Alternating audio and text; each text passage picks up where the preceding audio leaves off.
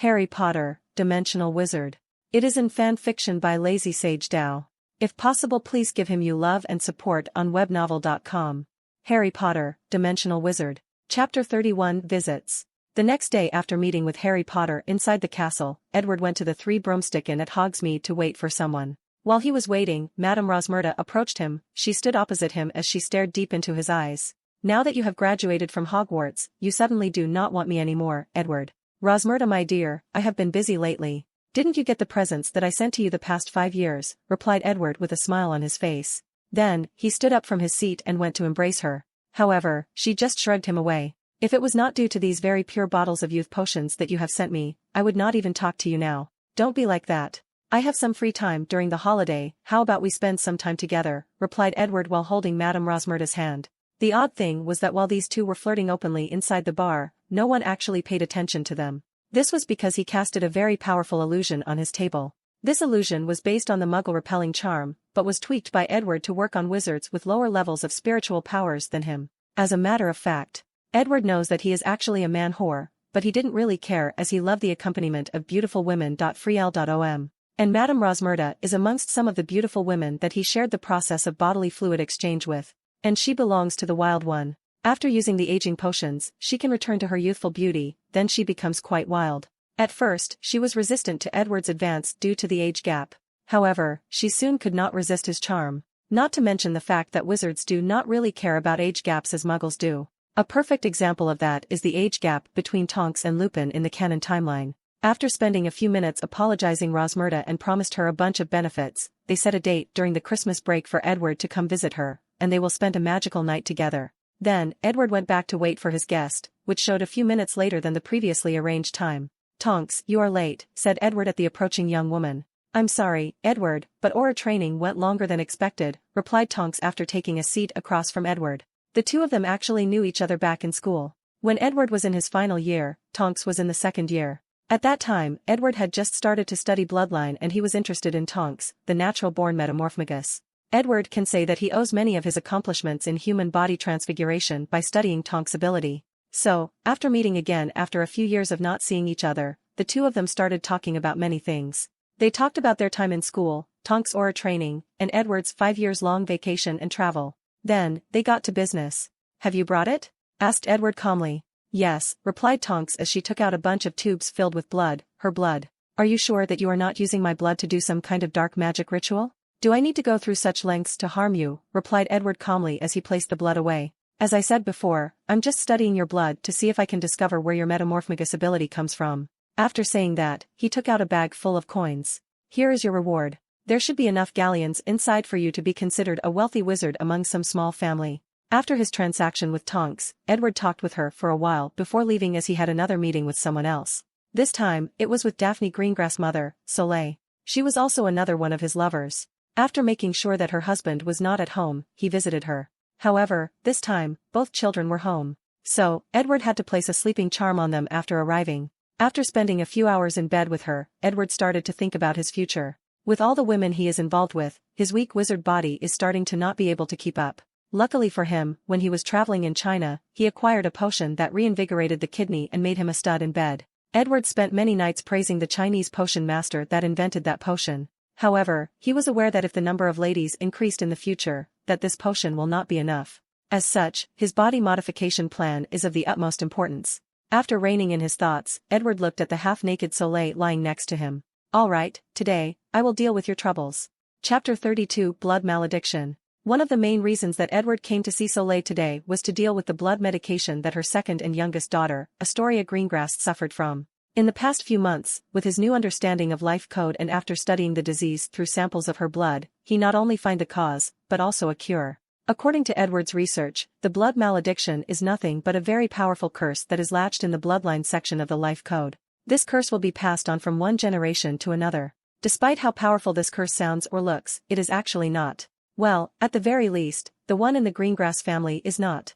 This curse has remained inactive for countless years before reappearing in Astoria's generation. According to Edward's research, this curse has to use the long passage of time to slowly absorb magical powers from different members of the Greengrass family before it can manifest itself.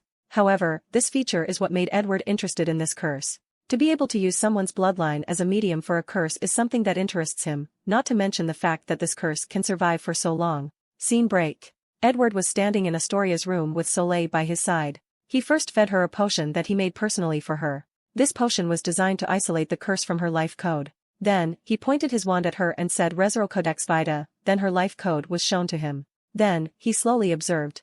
He watched how the potion slowly started to fight the curse inside her bloodline. However, the curse was losing. Edward had engineered this potion based on unicorn, extremely pure creatures that disliked things like dark arts and curses. So, after a brief resistance, the potion did its job and isolated the curse from Astoria's body. Then, with a wave of Edward's wand, the curse started to be removed from her body. However, the process was not smooth. Astoria's little body started shaking in the bed, and a painful look appeared on her face. A black shadow in the form of a goat head appeared from her body, it seemed to be coming from inside her. The goat head greatly resisted coming out of her body, but Edward insisted on doing so. He knew that this shadow was the physical manifestation of the bloodline curse of the Greengrass family.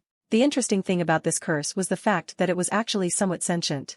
It knew what to do in order to survive. Whether this was instinct or some form of will, Edward did not really know. But, he was prepared to find out. While Edward was fighting with the curse, Soleil had a worried look on her face, but she did not say anything. Before they began, Edward had already warned her of what to expect, and that she should not distract him under any circumstances. After entangling with the curse for a few minutes, Edward managed to remove it from Astoria's body and placed it on an alchemy item that he specifically prepared for it. He was quite interested in studying this curse especially since it involves knowledge regarding bloodline. "Is she going to be fine?" asked Soleil with a worried look on her face. "She will be weak for a few days, otherwise, everything should be fine. However, closely monitor her and report to me in case you find something wrong." Soleil then nodded as she sat next to her daughter and caressed her head.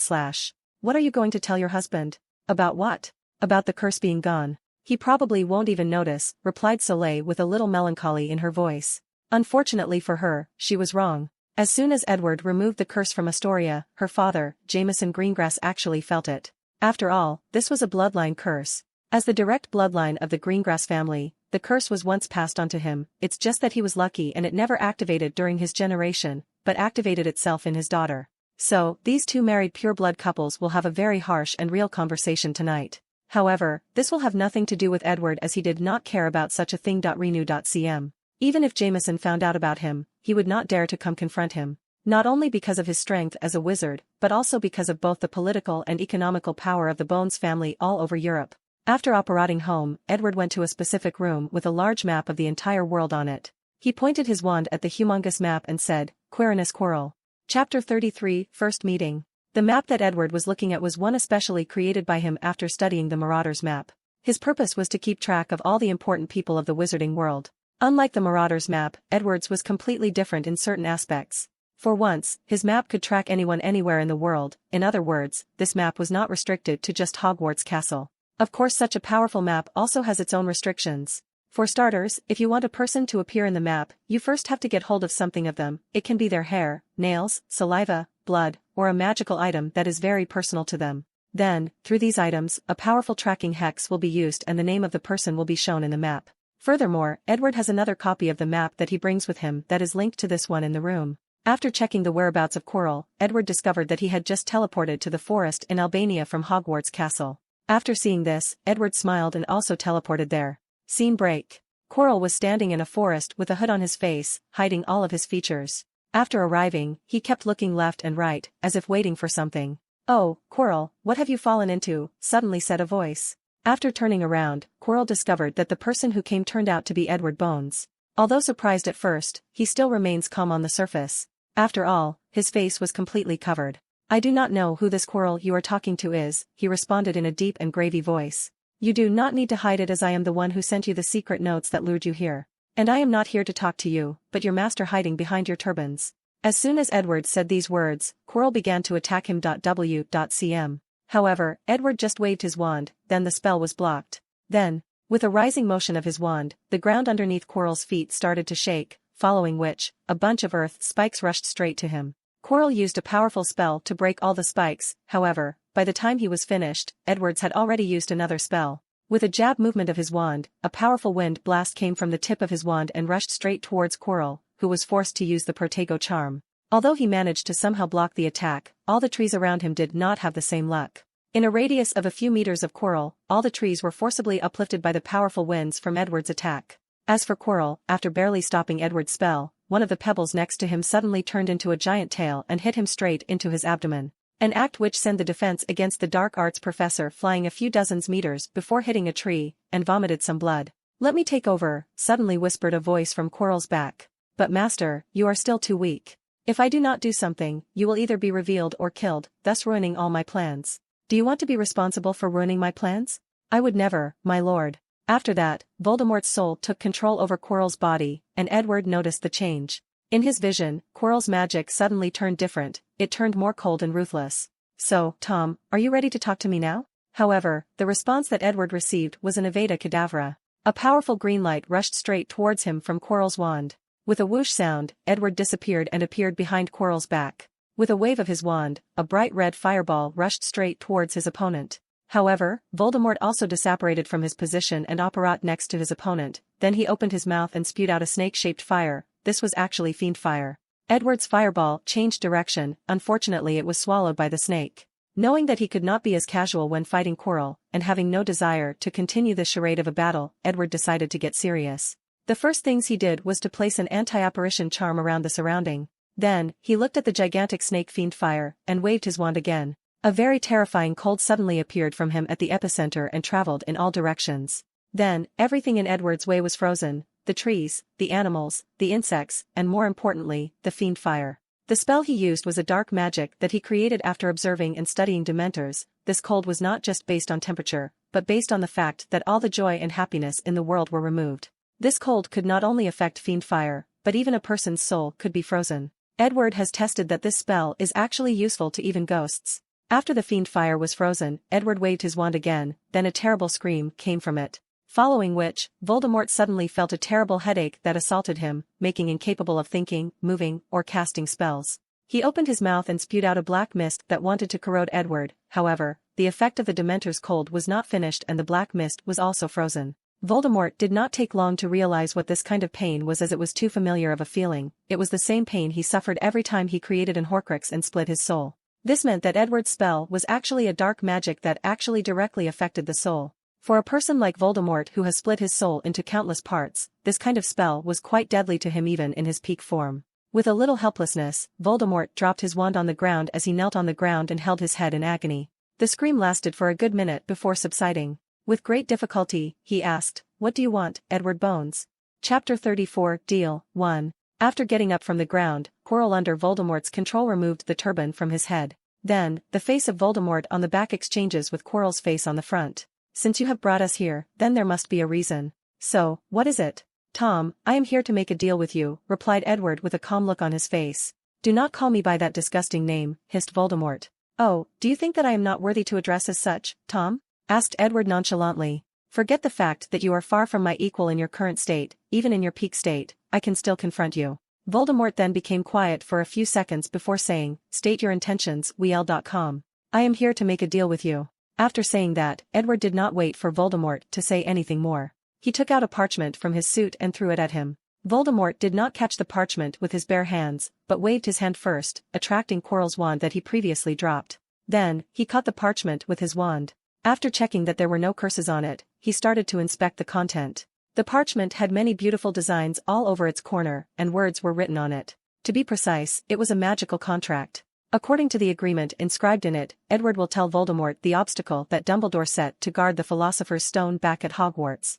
And in return, Voldemort will give Edward all of his magic knowledge. That includes all his magic research, his understanding, his experiment, all his skills and experience in using magic, both practice and fighting experiences. Voldemort became very furious after reading this magic contract. "Why would I sign something like this? It's not like you have a choice, do you? Do not sign it, and I will just destroy you here and now. You may have escaped death, but you are still not a threat in your current state." After contemplating for a while, a strange smile appeared on the Dark Lord's face.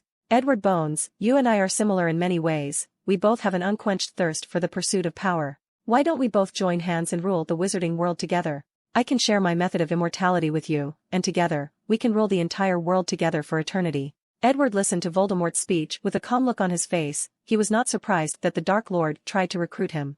After all, he is very talented and a member of the pure blood family. He is the kind of person that Voldemort likes to recruit the most into his inner circles. Tom, you are right in saying that we are alike in many ways, replied Edward calmly. However, there is one way that I am different from you, one major difference. I am way more arrogant than you. If you can find a way to escape death, do you think that I will not be able to do it too, and on my own?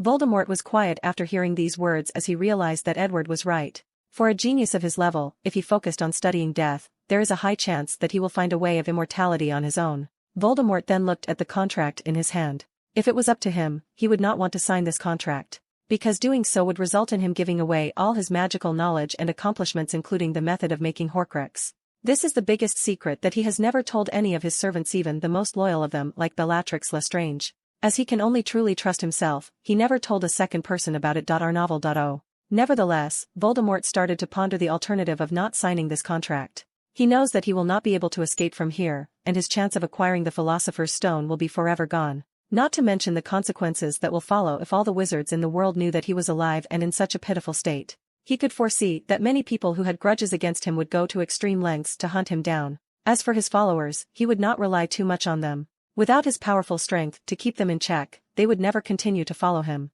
Although Voldemort was not afraid of death, he did not want to continue to live in such a disgusting form of non-living and living. After pondering for a while, an idea suddenly came to Voldemort's mind and he decided to execute it. If he succeeds, he can get all he wants without paying much.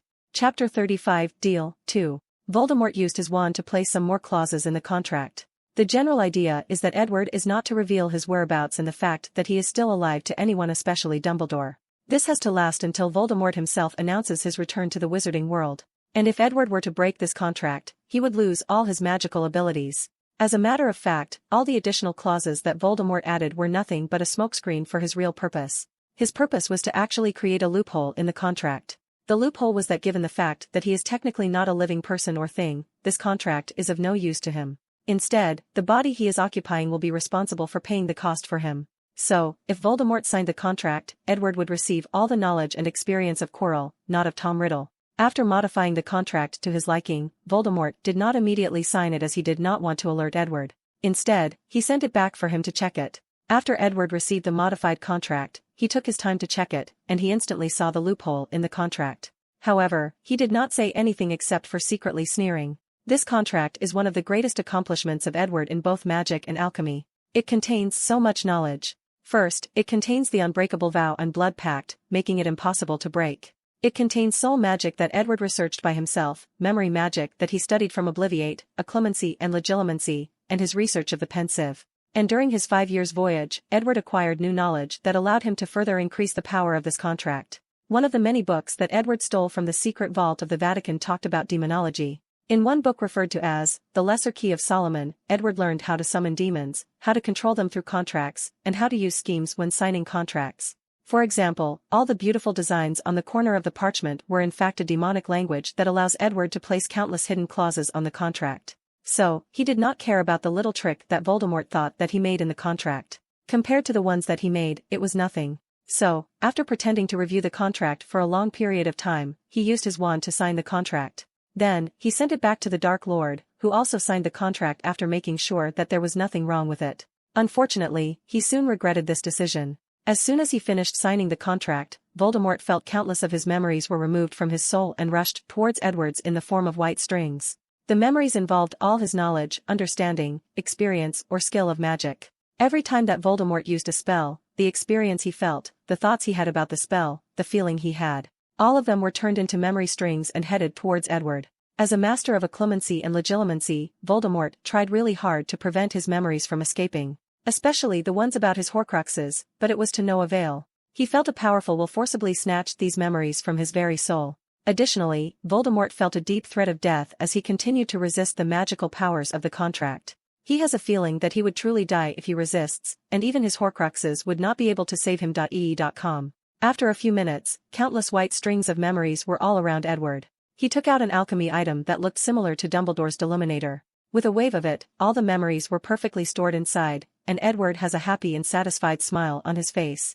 As for the Dark Lord, he wanted nothing but to immediately kill Edward. However, he knew that he was in no shape to accomplish such a task. However, Voldemort has placed Edward as the second person that he must get rid of after Harry Potter once he is resurrected. Edward Bones, do not forget that you are also under contract, so fulfill your end of the bargain, said Voldemort in a hoarse, almost hissing sound. That's true, replied Edward. Then, he sent another parchment to the Dark Lord before operating long before he even read it. As for Voldemort, he started to roar out loud after reading a few words from the parchment that said, Mirror of Erist.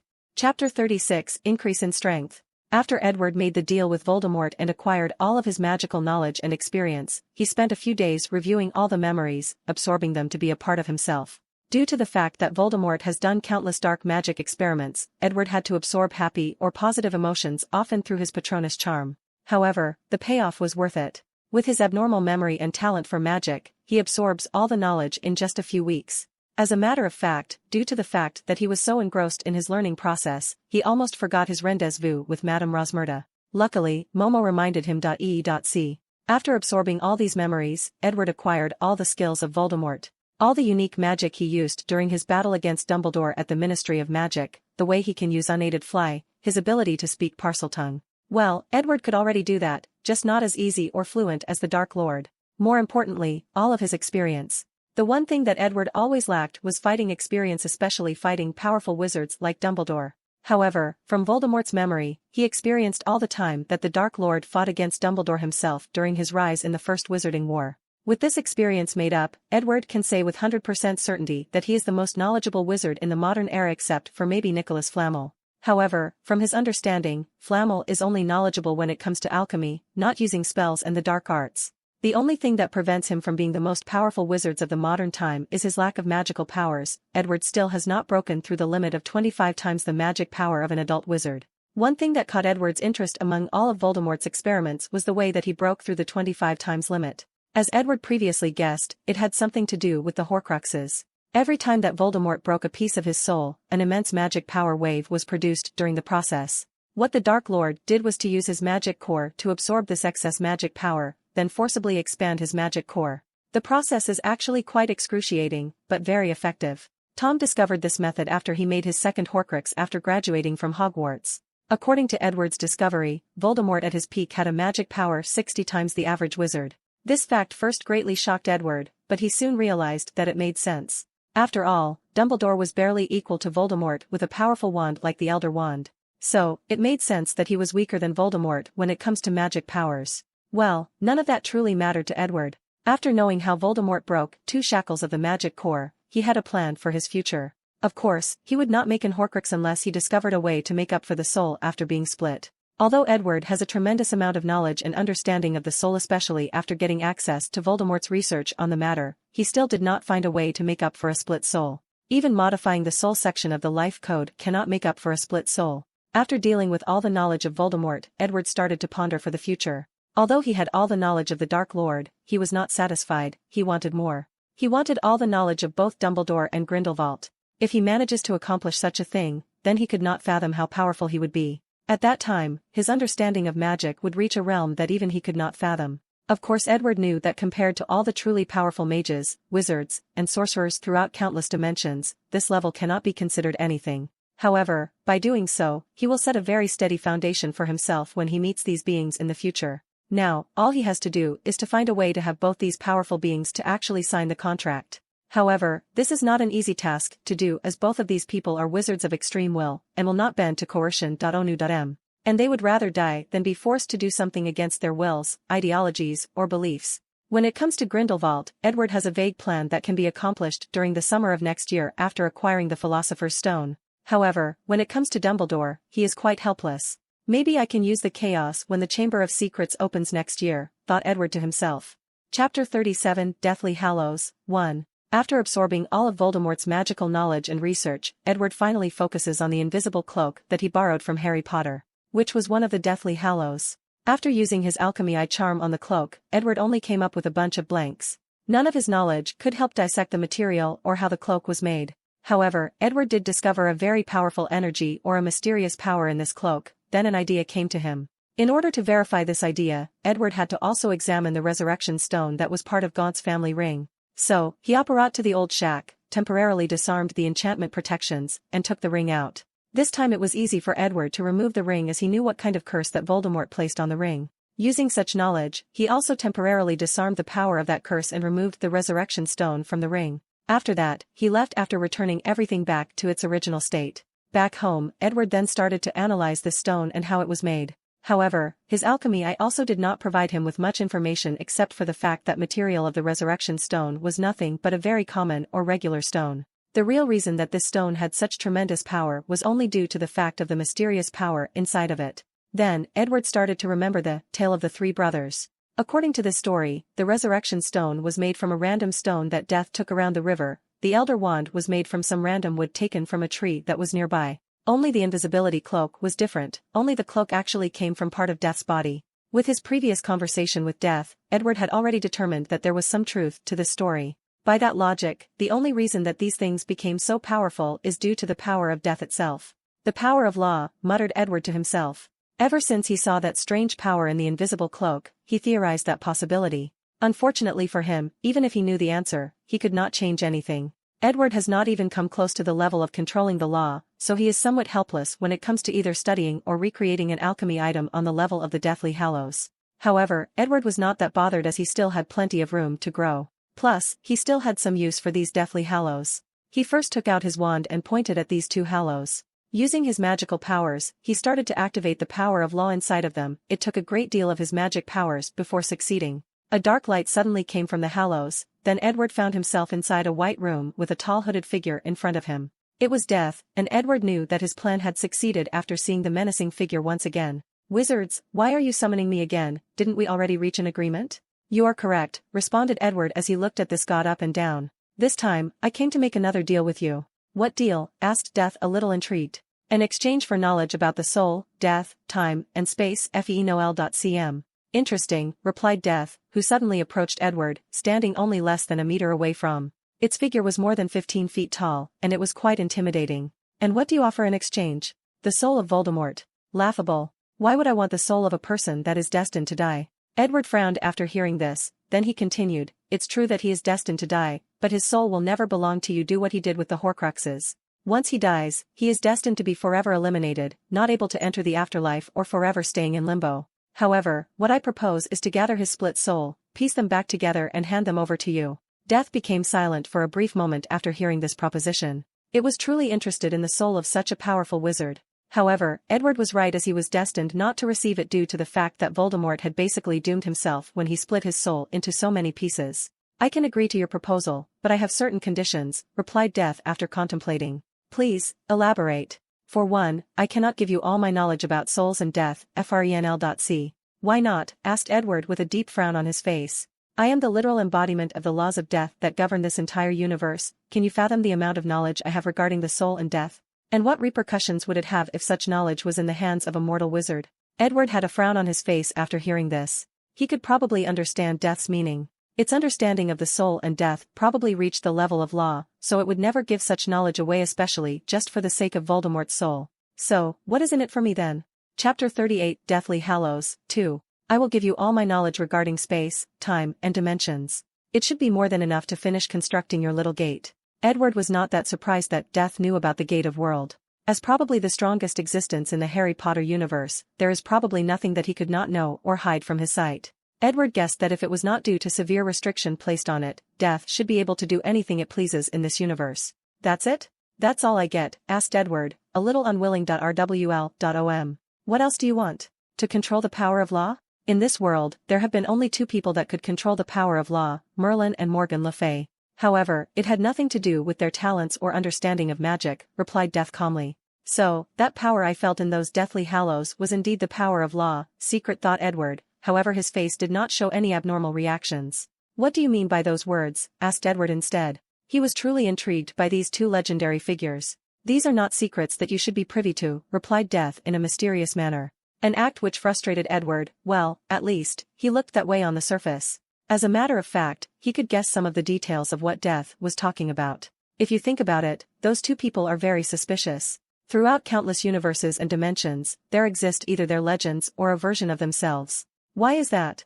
What made them so special that their existence can actually reach across multiple multiverses and dimensions? Are those different versions of them a clone of a truly powerful being? Are they somehow connected to one another? And how powerful one has to be to reach the level of existing in countless dimensions? Edward has at some point pondered these issues. And he believed that maybe one day, he will find the answer to these questions. Meanwhile, Death was enjoying itself after seeing the look of annoyance from Edward's face. Their last meeting left a bitter taste on its mouth, so it was enjoyable, making Edward uncomfortable. "So, do we have a deal or not?" asked Death.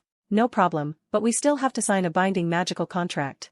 Edward took out his own contract. Unfortunately for him, Death was able to see through all his little tricks with the demon language and erase them. An act which made Edward's face a little ugly, however Death was enjoying the entire process. After the contract was signed, Edward then asked for a favor. "I need you to recreate an exact replica of the resurrection stone. It does not need to have any ability, but it must look exactly the same as the original one." "No problem," responded Death. Then, with a wave of his hand, another stone looking exactly like the original resurrection stone appeared. However, Edward did not sense any mysterious power in it. "I am guessing that you are going to use this stone to plan the death of the greatest white wizard of this century," said Death. "How do you know?" replied Edward with a look of shock on his face. "Hee, mortal, you could not possibly fathom the depth of my powers." Edward had a serious look on his face after hearing this, then he took out the fake stone and disappeared from the white room. However, he could still hear the sound of Death laughing echoing as he left. After returning to reality, the somber and scared look on Edward's face was gone, replaced by a deep sneer.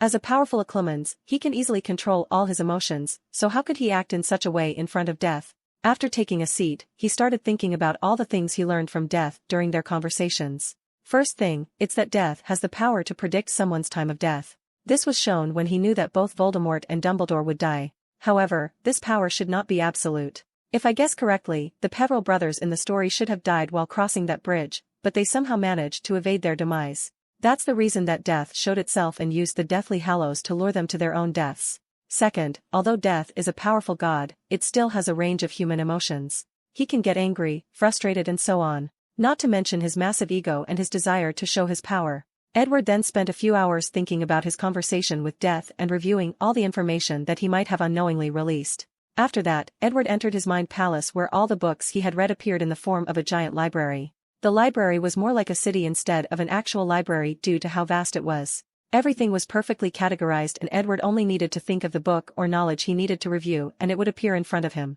He then located a book written by him with the simple title, An Analysis of the God of Death, and started updating it with all the information that he received today from their discussion. Chapter 39 Back to School. After reorganizing all the information he had about Death, Edward started to plan for the future. As a matter of fact, he does not trust Death, he does not even trust the contract that they had just signed. Edward had the confidence to become one of the greatest wizards that ever lived in this world. And according to his calculations, this won't even take long. At that time, no one would be able to stop him from doing what he wants except for Death. As the literal embodiment of Death of this world, there are very few things that are even effective against him, let alone hurt him. So, Edward decided to placate this powerful being by making it look like he was working for him. By making himself seem less threatening than he actually was. As for the contract that they signed, Edward does not believe for even a second that this contract is binding to a being of law. From the beginning, Edward planned to use his own power to finish that gate. Of course, if he could not finish the gate on his own, then the contract would be his last backup plan. Well, only if Death hold his side of the bargain. Of course Edward will also take other precautions. The invisible cloak for example, it is the only thing that could actually hide a person from the gaze of Death itself. Ignotus managed to live his entire life without being found by Death, so Edward must use this cloak for himself. Of course that is only possible if someone knows the proper method to activate the cloak, otherwise it's just a normal invisible cloak made by the hair of demiguise.frenl.c. Unfortunately for him, there are still some problems with his plan, and that was Dumbledore. Edward could foresee that the headmaster would know that he had borrowed the cloak from Harry Potter. So, if he does not return it, things will become complicated. So, Edward decided to create a fake to replace the real one. However, this plan is not simple as well given that he has to fool the greatest wizard of modern time. And Edward had a plan, and it was a very simple one. All he had to do was to transfer some of the power of law from either the resurrection stone or the invisibility cloak into the fake one. That part was actually a little easier as Edward already knew how to activate the power inside the stone. This is how he managed to contact Death to make the deal with him. The hard part was to find a material that could withstand the death laws. Although Death could place his powers on anything, a stone or branch, Edward was not him, so he needed specific material in order to accomplish the task. As such, Edward spent the remaining Christmas vacation making a very powerful invisible cloak that could fool Dumbledore. Scene break. Edward entered his classroom and looked at all the students. The majority of them were still talking about their vacations, but they all quiet down after seeing the professor entering the room. "Okay class," said Edward out loud. "Today, we are going to learn about double enchantments. Does anyone know what that is? The classroom instantly became quiet. However, a few seconds later, someone did raise their hand. Mr. Weasley, please answer the question. Professor, I do not know what double enchantments is, I just had a question. Does your question have anything to do with our class? Asked Edward calmly. I am afraid not. But it is a good question. And I am sure that many people are interested in hearing the answer. Fine, ask away, Mr. Weasley. Professor, during the holiday, I read the Yu-Gi-Oh comics that your company just recently released, and it was very exciting. I am wondering whether you are as good of a player as Yugi Muto? Edward's mouth almost twitched after hearing this question. Meanwhile, the entire classroom became noisy and excited after hearing Fred Weasley's question. That's a good question, added Lee Jordan. I heard my father say that most people realized how terrible they were when it comes to playing dueling cards after the comic came out this Christmas, even international players.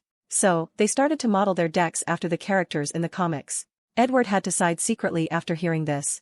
As a matter of fact, Lee Jordan was actually right. Most wizards were indeed terrible at the game despite playing it for so long. This was the main reason that Edward created a comic based on the original series to publish this past vacation. Of course, some things were changed in the process. For example, Yugi Muto and his friend were in fact wizards.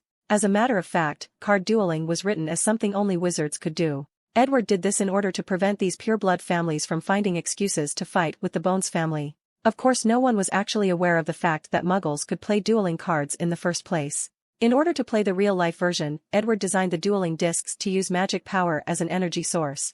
Class, quiet down, said Edward after reining in his mind. To answer your question, yes, I am indeed as good as him, if not better. After all, I created the game. Edward had no shame for taking credit for such a thing and taking the position of both Maximilian Pegasus and Seto Kaiba. Professor, can you show us? Can you show us how good you actually are? Asked another Weasley. This time, however, it was George. If you guys want to see a powerful player, go play against my cousin, Susan. If any of you can manage to beat her, then I'll even let you choose any cards from my collection. As you can imagine, as the creator of dueling monsters, my deck has the rarest and most precious of cards. Now, let us get back to class. Chapter 40, Teaching New Techniques in Class. During the first semester, I have taught all of you how to do basic enchantments on different items. By now, the majority of you should be able to do the levitation enchantments, the shield enchantment, the Lumos enchantments and a variety of other ones. Edward pauses for a brief moment after saying that. Then, he looked at the entire class. Although the majority still had the excitement from his last declarations, they still paid attention to his class. These students knew that although Professor Edward is usually easy to talk to, but when it comes to magic, he does not play around. So, they are usually in their best behaviors when he is teaching in class. Now, I am going to teach you guys double enchantments. As the name implied, it is to place two enchantments on the same item. These two enchantments can be the same kind, or two different ones. After saying that, Edward started a demonstration. He took out a metal plate, and with his enchanting quill, he wrote the word Protego on it. The words light up blue before vanishing from the metal. This simple metal had just turned into an alchemy item, although the most basic kind. Edward then waved his hand and another piece of metal appeared in front of him. He also wrote the incarnation Protego on it. However, he did it twice on the second piece of metal, the front and the back. Taking out his wand, Edward pointed at the first alchemy item and said Bombarda. A powerful light flew from his wand and hit the floating metal. Then, a semi-transparent shield appeared in front to protect it, but the shield only lasted 3 seconds before it was destroyed, along with the metal. Immediately afterward, Edward pointed at the second floating metal and used the same spell. A piece of light flew from the tip of his wand head for the second metal. Just like previously, a semi-transparent shield appeared to protect the alchemy item. However, its ending was different from his brethren. After 3 seconds, when the shield was about to be destroyed, a second shield appeared, thus increasing the protective ability of the item. Class, just like you see, double enchantments of the same kind or homogeneous double enchantments dramatically increase the strength of one enchantment. The students became surprised and excited after seeing such a magical process. They all wished to immediately give it a try. However, Edward stopped them. Now, please be patient as I am also going to demonstrate another form of double enchantments, which is called heterogeneous double enchantments. Although you guys will not have to try during today's class, it will be part of our learning syllabus for this semester. After saying these words, Edward once again waved his wand and another plate flew from the desk on the corner of the room in front of him. He took out his quill and started writing. He first wrote Lumos on one side, then Incendio on the other side. Then, he lightly threw the metal in the air. A bright light flew out of it, followed by a bright flame. They each floated around each other, it was like they were planets orbiting one another. As all you can see, heterogeneous double enchantments can also mean to place two different kinds of enchantments on the same item. All the students marveled at this rare view that took place on them. Throughout the first semester, the professor had always mentioned that alchemy was a wondrous form of magic. And the students agreed with him. In the past few months, they have learned so much on how to make different alchemy items. Although alchemy still has the boring part of studying different types of magical metals and ores, understanding their properties and how to properly mix them together to get the best and most efficient metal for any alchemy item, everything else was fine. On top of that, today they finally learned that what they have learned is truly only the tip of the iceberg. Suddenly, one student raised their hand. Yes, Mr. Diggory. Any questions? Professor, can you combine two different enchantments into a brand new one? Yes, replied Edward while nodding. This technique is referred to as amalgam enchantment. With a wave of his hand, the alchemy item with two different enchantments flew on his hand. Then, with his enchanting quill, Edward drew a strange symbol on the metal. The few students that are also taking the study of ancient rune class of Professor Babbling instantly knew this was actually the rune word Awaz, meaning partnership. After Edward finished writing the rune, a brilliant light came from the metal. After that, something amazing appeared in front of the students' eyes. The fire and light floating from the metal combined together. The first thing that students noticed was the fact that the heat or temperature emanating from the fire was gone. Then, the red fire turned white, and it was not a cotton white, but more of a transparent white. The light that the new fire emanated was a few times brighter than before. It was bright to the point that most students in the class had to raise their hands in front of their eyes. In general, the white fire created by the amalgam of these two enchantments was truly beautiful. It seemed to bring a sense of joy and positivity to all the people in the classroom. Professor, would we be able to do that? Asked one excited student. As a matter of fact, yes, responded Edward with a smile on his face. However, the amalgam enchantment will not be taught until your 4th year. Although the students were not happy that they could not learn such amazing knowledge now, they were just as satisfied to be able to learn it next year. Professor, do we have to take the study of ancient rune class in order to become an alchemist? Suddenly asked one student with a worried look on her face. No, as long as you know the right rune to use, it will be fine. However, if any of you truly wish to study alchemy and become accomplished in this field, then you must study and understand ancient runes. Are there any more questions? No one raised their hands this time, so Edward gave the signal for all of them to start their practice of homogeneous double enchantment. Chapter 41 Politics. After finishing his demonstration, Edward let all the students begin to practice homogeneous double enchantments. Since they had already learned how to do only one enchantment, the first step was quite easy and straightforward. However, once they tried to write the second one, a conflict erupted that actually destroyed the first one, rendering their previous efforts. What's worse is the fact that after a few failures, the piece of metal that they used to place enchantments on was destroyed, and they had to get another one. It was then some students realized how much money and material is needed in order for one person to become a qualified alchemist. Without the proper wealth and resources, it is impossible for a wizard from an ordinary family to become an alchemist unless they are extremely talented. And even then, talent could only reduce the resources wasted. After a few students had failed many times, Edward started to walk around the classroom to give pointers. He pointed out that both enchantments need to be precise, the amount of magic power used must be the exact same, and the written incantations must have as few mistakes as possible. As a matter of fact, the closer both of them are, the better the enchantments would be. As such, in order to become a qualified alchemist, not only do you need to have great control of magic powers, but also have steady hands like surgeons. As a matter of fact, there was a reason that Edward let the class try many times by themselves before giving them pointers. He wanted to see whether there were any genius alchemists among the students, and there were. The Weasley twins. Co. Of all the students in the class, their performances were actually the best. As a matter of fact, they had the best performance of all the years that he taught. Due to the fact that there has been no alchemy class for countless years, Edward had to teach all the years, 3rd to 7th, the same thing. However, due to the fact that the higher years have more knowledge and practice of magic, the pace of the class was faster. An example of that is the fact that 7th-year students already have the current content of this class. Edward was not that surprised by the twins' talents, as he knew from the canon timeline that they indeed had a rare talent for alchemy as they built their own joke item shop. Edward always admired the twins' wild and crazy imagination, so he decided to give them extra guidance during class as to further nurture their talents. Who knows, maybe they might help him in the future, or one of their crazy ideas might inspire him one day. After a few hours, class time soon came to an end and the students wondered how time passed so quickly. When they are in Professor Snape's class, they feel like they spent eons there. However, when they are enjoying themselves in Professor Bones' class, every time seems to end too quickly. Scene break. All the students had just walked out of Edward's class and were talking with one another with a happy smile on their faces. The class today was quite fun. I felt like Elle learned a lot. Me too, who knew that alchemy would be such an interesting and useful class. After making my first protection badge, I won a duel with a friend of mine who did not want to take Professor Bones' class because of what he said at the beginning of the year. Me too, I won a few duels with my badge. Forget about the duels, did anyone take notice of how much galleons was wasted on all the materials we use today in class? You are right. If we add on all the ones wasted on all the other classes, how much is galleons? Humph, this is what I hate about you all muggle-born wizards, all of you have low visions, suddenly said a Slytherin student. Adrian Pusey, what do you mean by that? Adrian Pusey gave these students that were talking about the cost of the materials of the alchemy class a disdainful look. All you people care about is the cost of the class material, but fail to realize the true valuable thing of that class, knowledge. According to my mother, the alchemy book that we are using for class contains some of the most secret and valuable knowledge about alchemy that even some of the most ancient pure-blood families envy and drooled after. However, Professor Bones is willing to give them for free. Adrian is right, added another Slytherin student.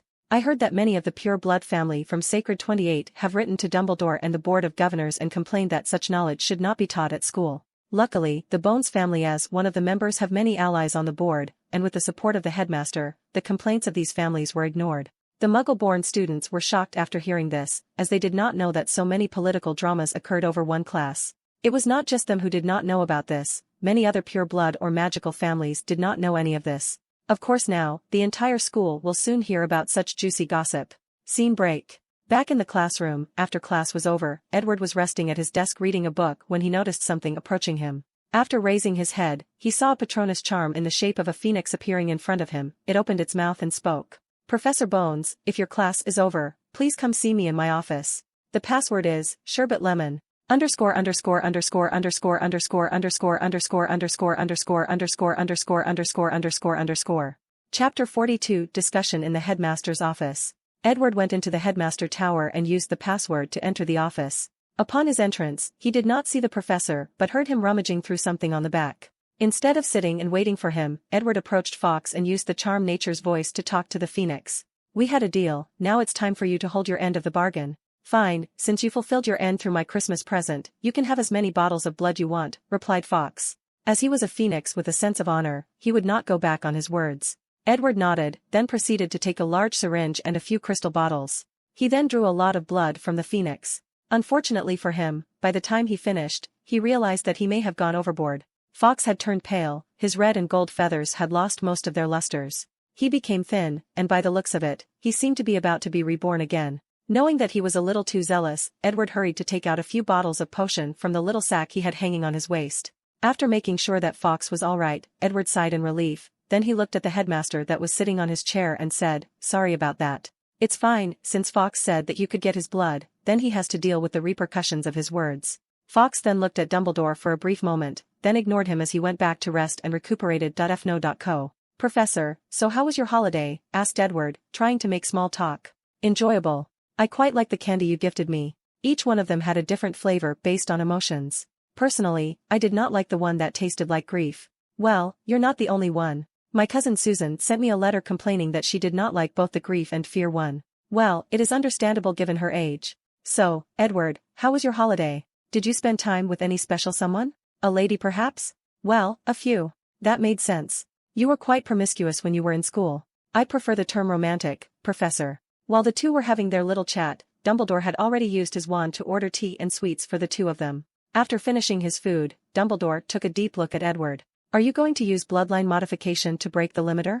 Limiter, asked Edward after taking a sip of his tea. Although he had an inkling of what the professor was talking about, he was not sure. Knowledge about the limiter is very ancient, and almost lost in modern times. I have only learned about it from Nico. You should be aware of the magic core theory? Edward nodded as he knew that his discovery of the magic core was not a unique development. Many of the ancient books that he has read have mentioned it, however, most wizards in modern times do not believe it is real. As a wizard continues to age, his magic power will continue to grow until his magic core reaches a limit, the limiter.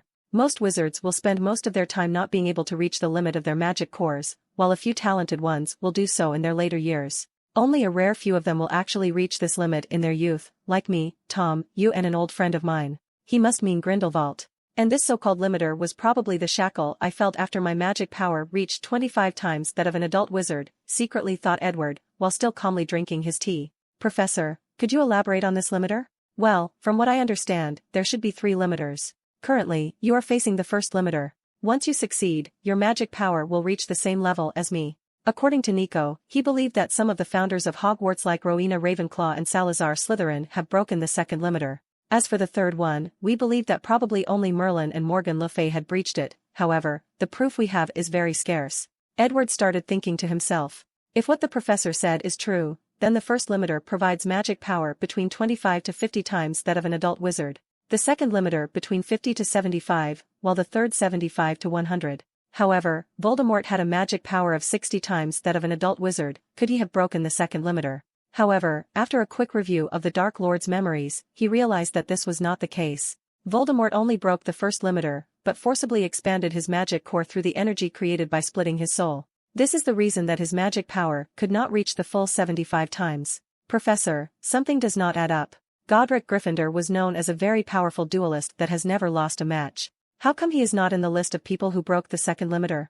Edward, you have to understand that breaking a limiter merely increases a wizard's magical powers. A truly powerful wizard is based on their knowledge, skills, and use of charms and spells. A large amount of magic power is not worth anything if the person does not know how to use it. Edward nodded as he agreed with the professor's words. As a person with a vast amount of knowledge about magic, Edward truly understood the meaning of these words. For example, just as versatility in a battle is enough to make any wizard have a headache. In a duel, he could use ordinary charms, he could use elemental magic, spatial magic, or even necromancy. Most ordinary wizards can only use a few charms proficiently. Professor, if you do not mind me asking, how did you break your limiter? According to his speculation, Grindelwald most likely used the Elder Wand to break his, and he already knew how Voldemort broke his. Since Nicholas Flamel knew about the limiters and told Dumbledore, he must have broken through it as well. So, Edward speculated that he must have either used the Philosopher's Stone, or his long life resulted in him breaking it naturally. As for Dumbledore, Edward speculated that he might have used Fawkes as a way to do it. However, he was not entirely sure. Chapter 43 Ravenclaw's Greed for Knowledge. How I did it, said Dumbledore slowly. Simple, with practice. Practice? Yes, practice. The magic core is similar to a muscle of the body. With repeated practice and training, it will eventually get stronger even to the point of breaking the first limiter.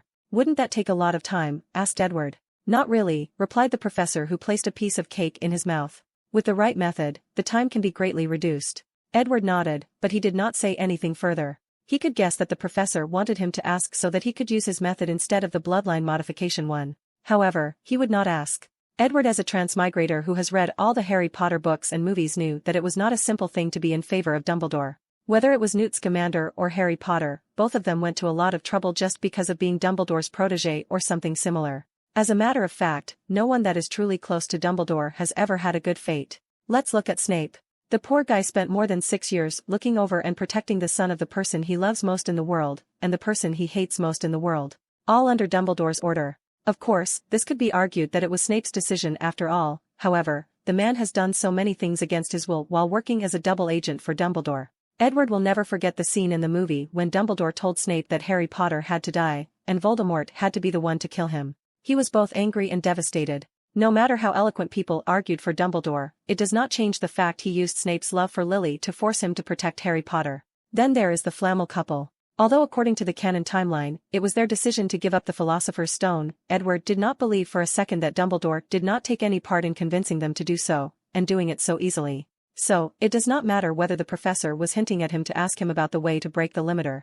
He did not want to owe him any more debt after all the alchemy knowledge that he thought he was just trying to prevent him from studying the dark arts. Despite his rejection of this offer, Edward still lusted after Dumbledore's knowledge, and not just the ones about the limiter, but all of them. He wanted to sign the same contract he did with Voldemort and acquire all the knowledge of the greatest white wizard of modern time. And not just him, but Grindelwald's too. However, he knew that this was not an easy task. Dumbledore was a man of great will and would never sign such a contract, especially when he was wary of Edward being the third-generation Dark Lord after Grindelwald and Voldemort. Even if Edward were to try to threaten him, he could see that the headmaster would not budge an inch. As a person who is willing to sacrifice anyone and even his own life for the greater good of the wizarding world, Edward did not believe that such a person would be willing to bend their own ideologies and beliefs. This is one reason that he did not try to make a deal with the professor with the bargain of bringing his sister back to life. Of course, Edward has not given up trying yet. He just has to find the right way. And he also will try to get Grindelwald to sign the contract first before trying with Dumbledore. However, he will only do so after he finishes his body modification. Without being on the same level of these powerful wizards, he will not easily try to make deals with them. So, Professor, why did you call me to your office? Asked Edward in order to change the subject. Although Dumbledore was a little disappointed that Edward did not ask for his help, he did not show it on his face. Well, Harry told me that he lent you an invisible cloak during Christmas break, and he asked me to get it back for him if you are finished with it, replied Dumbledore with a calm look on his face. Oh, thank you for the reminder, Professor, otherwise, I would have forgotten, replied Edward calmly. Then, he took out the fake cloak that he made from his bag and gave it to the professor.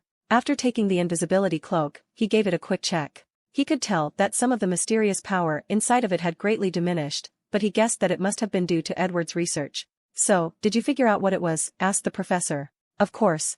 As a grand alchemist, I can easily notice the difference between a regular invisible cloak and a deathly hallow. So, what do you think? About death? After pondering for a brief moment, Edward responded. A truly powerful being and unimaginable being. If one day he decided to do something to the wizard world, I doubt that even if Merlin were to be alive, he could do something to stop him. We would be like helpless children. There is no need to worry about such a thing. Death is nothing but a natural part of this world, just like ancient magic. Edward nodded, but he did not agree with Dumbledore's words. According to his last discussion, he could tell that death has human emotions. As long as someone has emotions, then they will have desires. If one day Death decided that he had enough of following the rules that restricted him, if he decided to find a way to either break those rules or find a loophole on them, what is to stop him from doing so? No one. So, Edward will not let his guards down when it comes to Death and continue to study him until he can create a contingency plan for him in case he decides to go rogue. If all his plans go right, Edward can foresee that he and his family will live a long life. So, he might live to the day that Death decided to go rogue. After handing the cloak to Dumbledore, they chatted for a while before Edward left. As for Dumbledore, he continued to study the cloak and make sure that there was nothing wrong with it. After all, he had it for many years before he gave it back to Harry.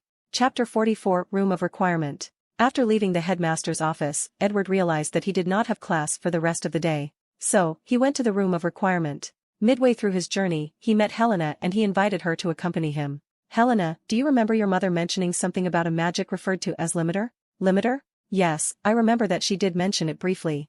From what I remember, my mother and Uncle Salazar were the best at this kind of magic. However, she only briefly mentioned and told me she would explain everything in detail when the time was right. Unfortunately, the time was never right. It's all right now, said Edward after seeing the sadness in her face.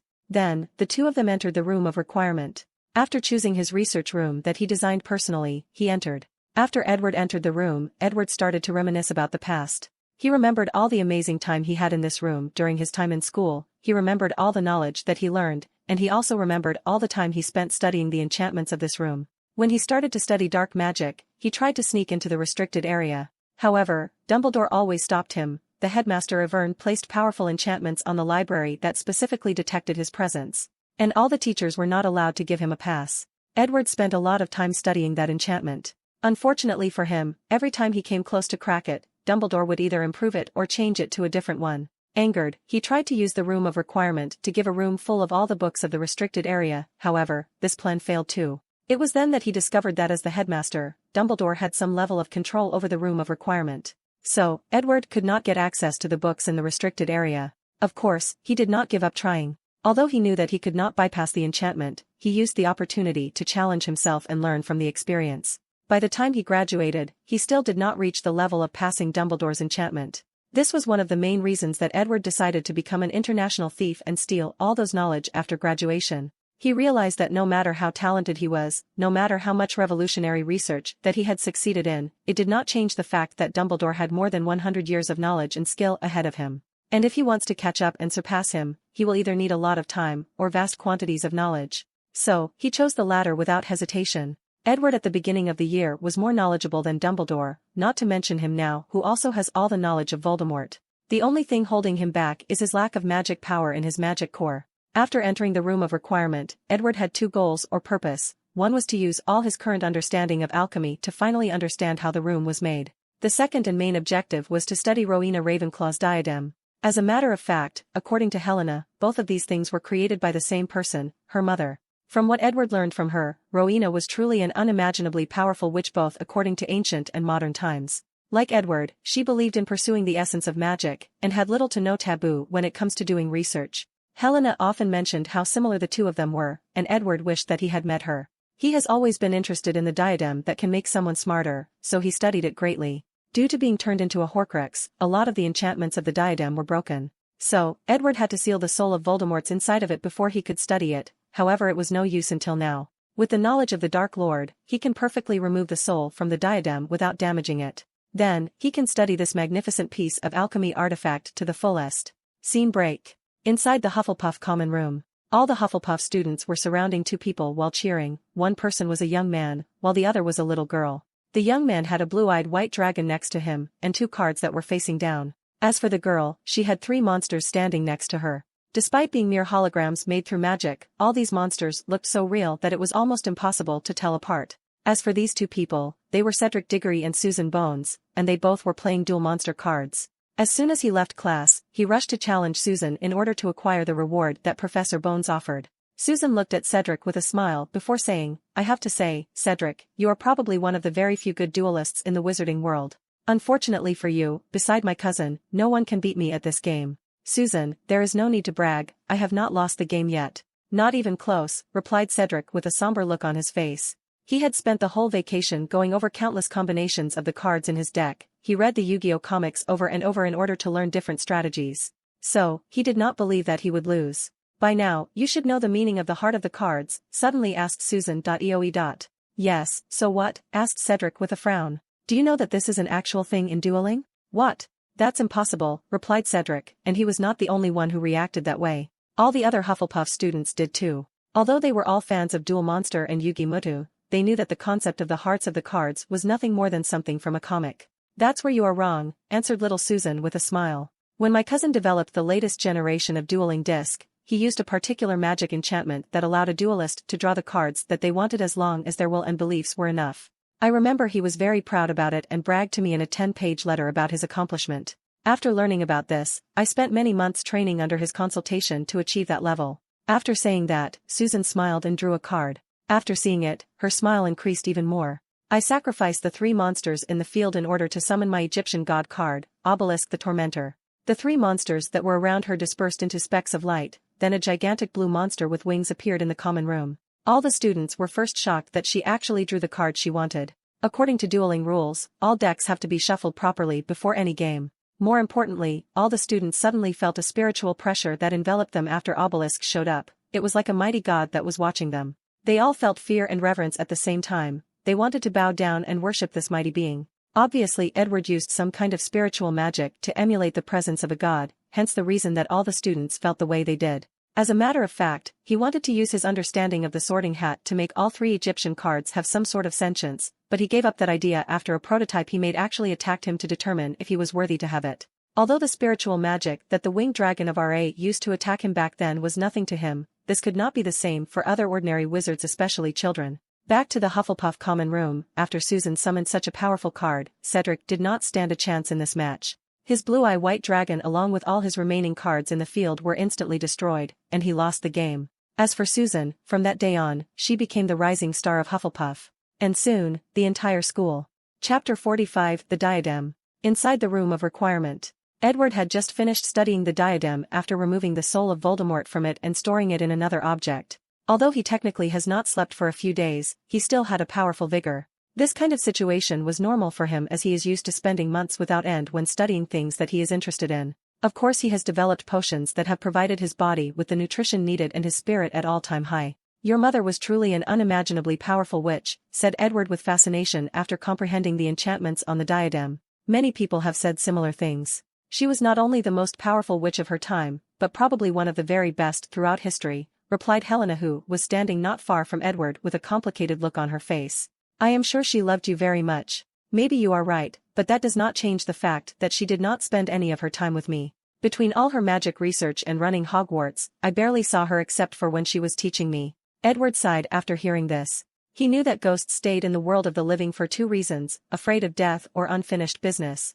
As for Helena, it was unfinished business. She wanted to see her mother again and gained her forgiveness for her past transgression, and she also wanted to voice all the wrongdoings that she suffered during her childhood. This was one of the reasons that she stole the diadem. Not just because she was jealous of her mother's intelligence and importance, she wanted to gain such intelligence in order to make certain achievements as a witch, then gained her attention. She wanted to have a real relationship with her, even if it was through magic. Edward sighed but did not mention this topic again. However, he promised to find a way to help her in the future if he can. Living as a ghost is like a curse, no one should live like that unless it is of their willingness to escape death. Edward then focused on his recent finding.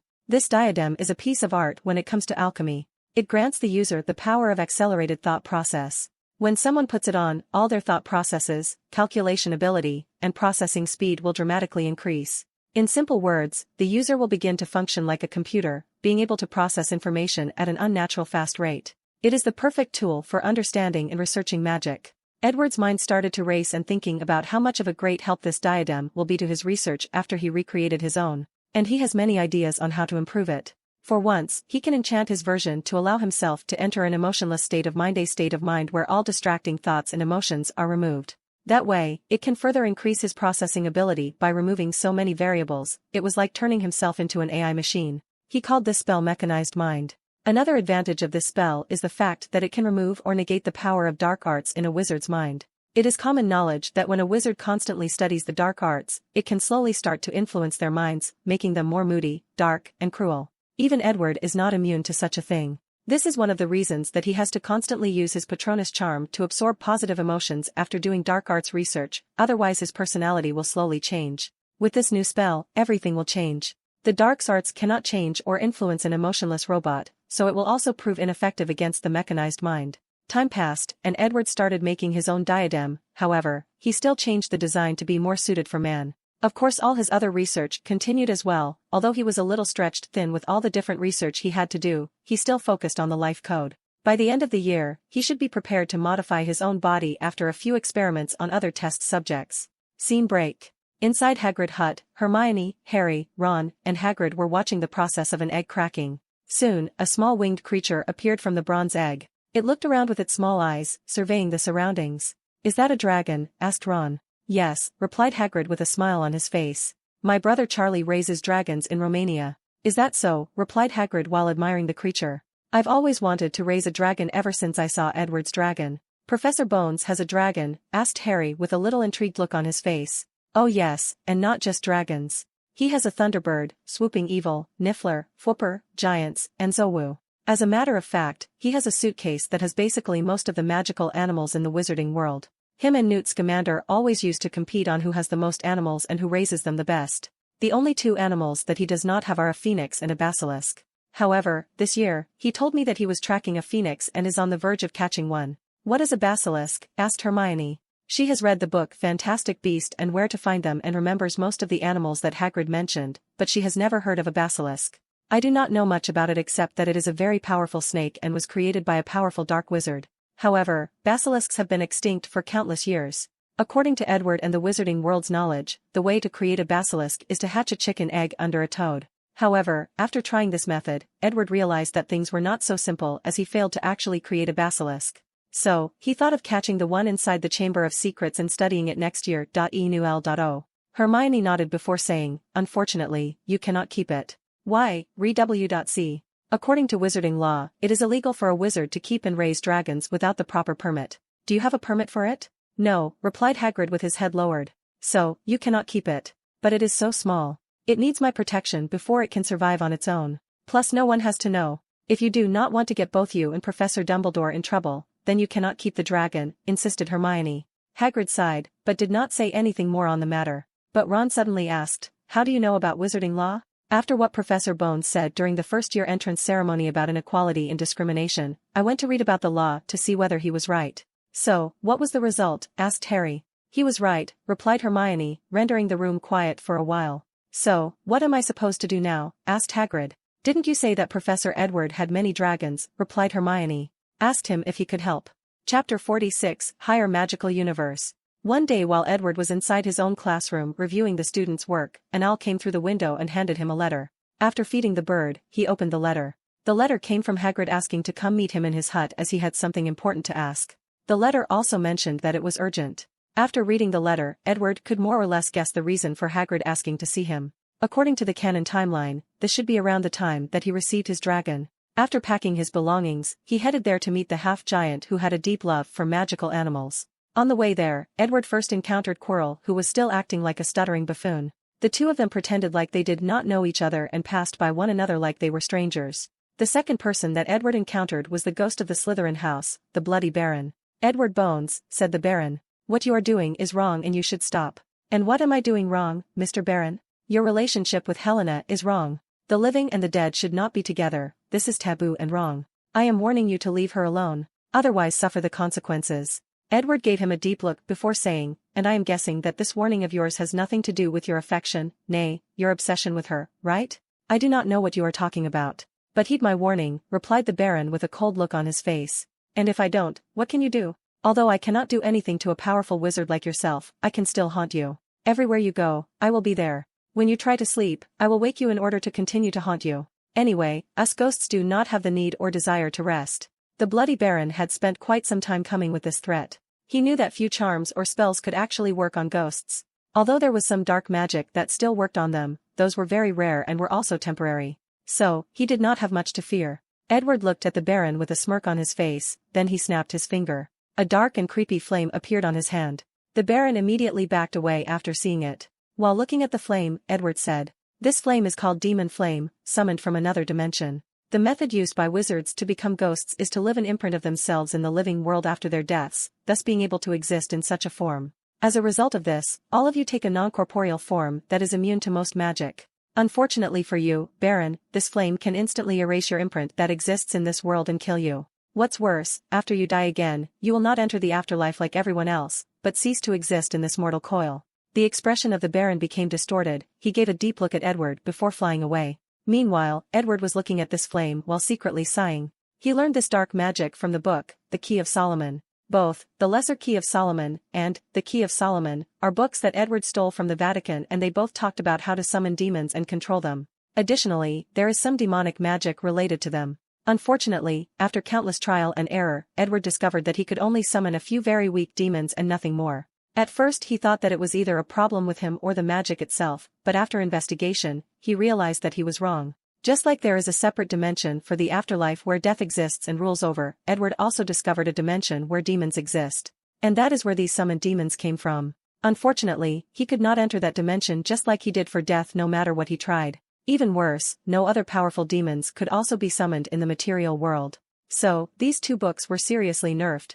After that experiences, Edward theorized that the Harry Potter universe might have been extremely powerful at some point of time, but for some reason, was reduced by several reasons. Of course, Edward does not have much evidence beside the existence of death to support his theory, but he still thinks that there might be some truth to his theory. After all, when you compare the capability of ordinary wizards to the existence of things like the Philosopher's Stone, Ravenclaw's diadem, the Horcrux magic, and even the resurrection magic that Voldemort used in the cemetery, these discrepancies are too large to ignore. Enu.cm. While thinking about these things, Edward soon arrived at Hagrid's hut. Scene break. Edward was sitting inside the hut, accompanied by Hagrid and the Gryffindors trio. He looked at the little dragon while playing with it. Unlike when it was with Hagrid, the little dragon was as docile as a cat in front of Edward.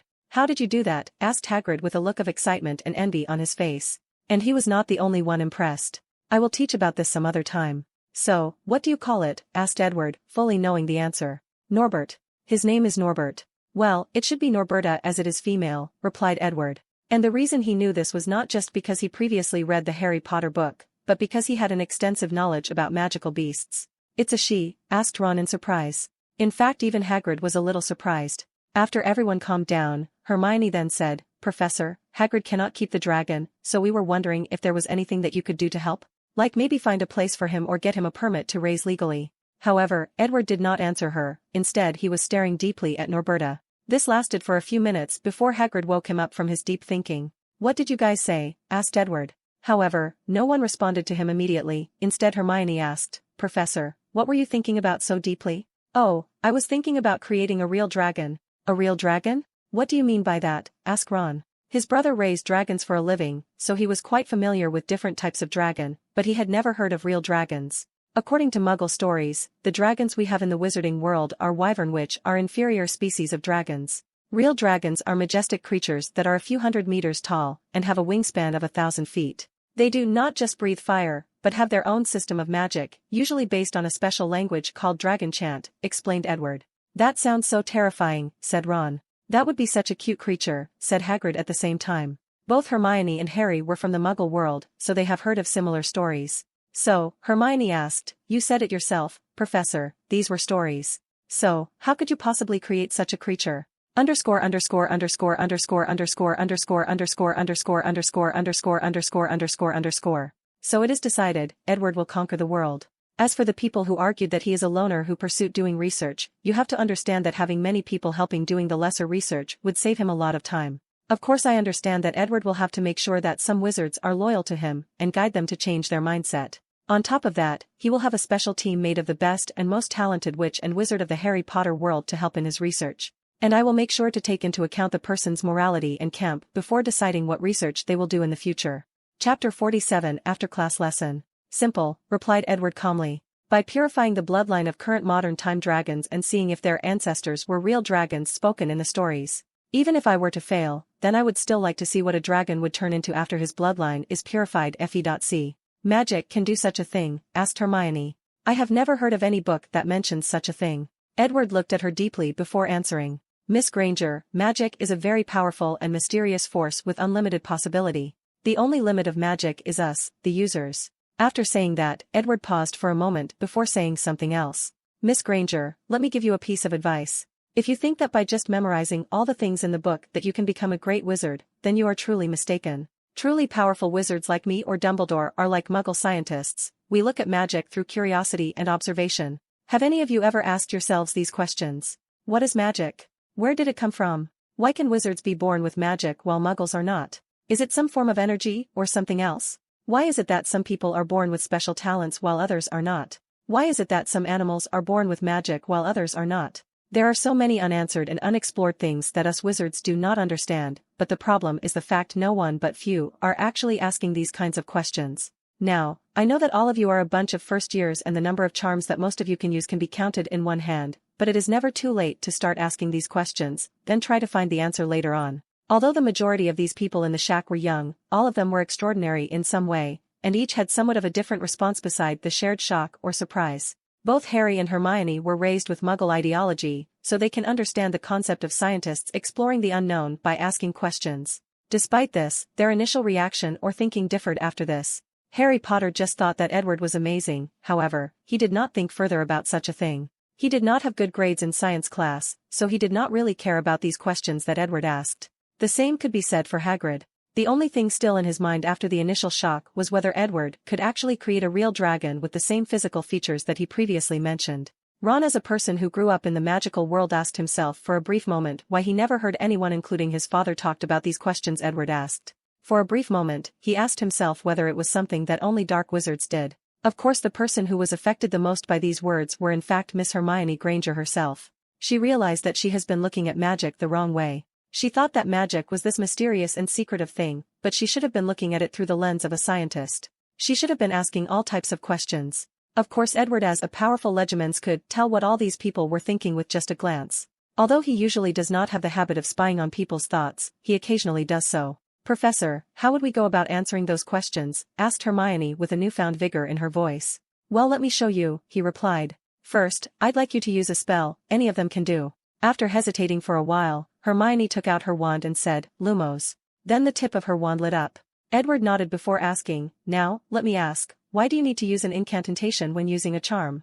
It is widespread knowledge that some wizards can use nonverbal spells. Hermione raised her eyebrow as she began to think about all the knowledge she had read before. I remember that in a book, it said that wizards have something called magic power inside of them, and that it grows as a wizard gets older. This is the reason that older wizards are usually more powerful than younger ones. So, the incantation is used to mobilize the magic power inside a wizard in order to properly cast spells. Correct, Miss Granger. Now, the second step is to find the magic power inside the body. I need you to close your eyes and cast a spell. However, do not just randomly do, but try to feel any changes that are happening inside of you. Hermione closed her eyes, then waved her wand, Lumos. However, she did not feel anything. I did not feel anything, Professor. It's all right, just repeat the process until you succeed. Hermione nodded and followed the guidance. Lumos, she chanted again. She tried a few times before finally feeling a mysterious power inside her. She was in awe of it.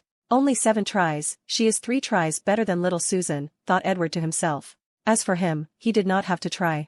The moment that his magic rioted at the age of 6, he could feel his magic power. And soon after that, he discovered his magic core. For Edward, magic has always been like an extra limb that he can use or wield in any ways that he sees fit. Now Miss Granger, now that you have found your magic power, it's time to follow the origin or where it came from. This time, I will give you a little help. Edward then took out his wand and pointed to the place between her eyebrows. A white light flew out his wand and entered Hermione's head, then she found that all her senses were extremely sharp. Following the professor's advice, she cast the Lumos charm again, then sensed how the magic power operated inside her body. "Professor, I saw a cube inside of my heart, there seemed to be something inside of it. It seemed to be the so-called magic power." "That is the magic core," replied Edward. "And the place that holds all wizards' magic powers." Hermione was fascinated by this discovery as she started to play with her magic power. She effortlessly controlled it and cast different spells. Some spells that she found difficult to cast came so easily to her now. Unfortunately for her, after a few minutes, the spell that Edward placed on her was gone, and her senses returned to normal. Although she could still feel the magic power in her body, she could no longer find the magic core. Underscore.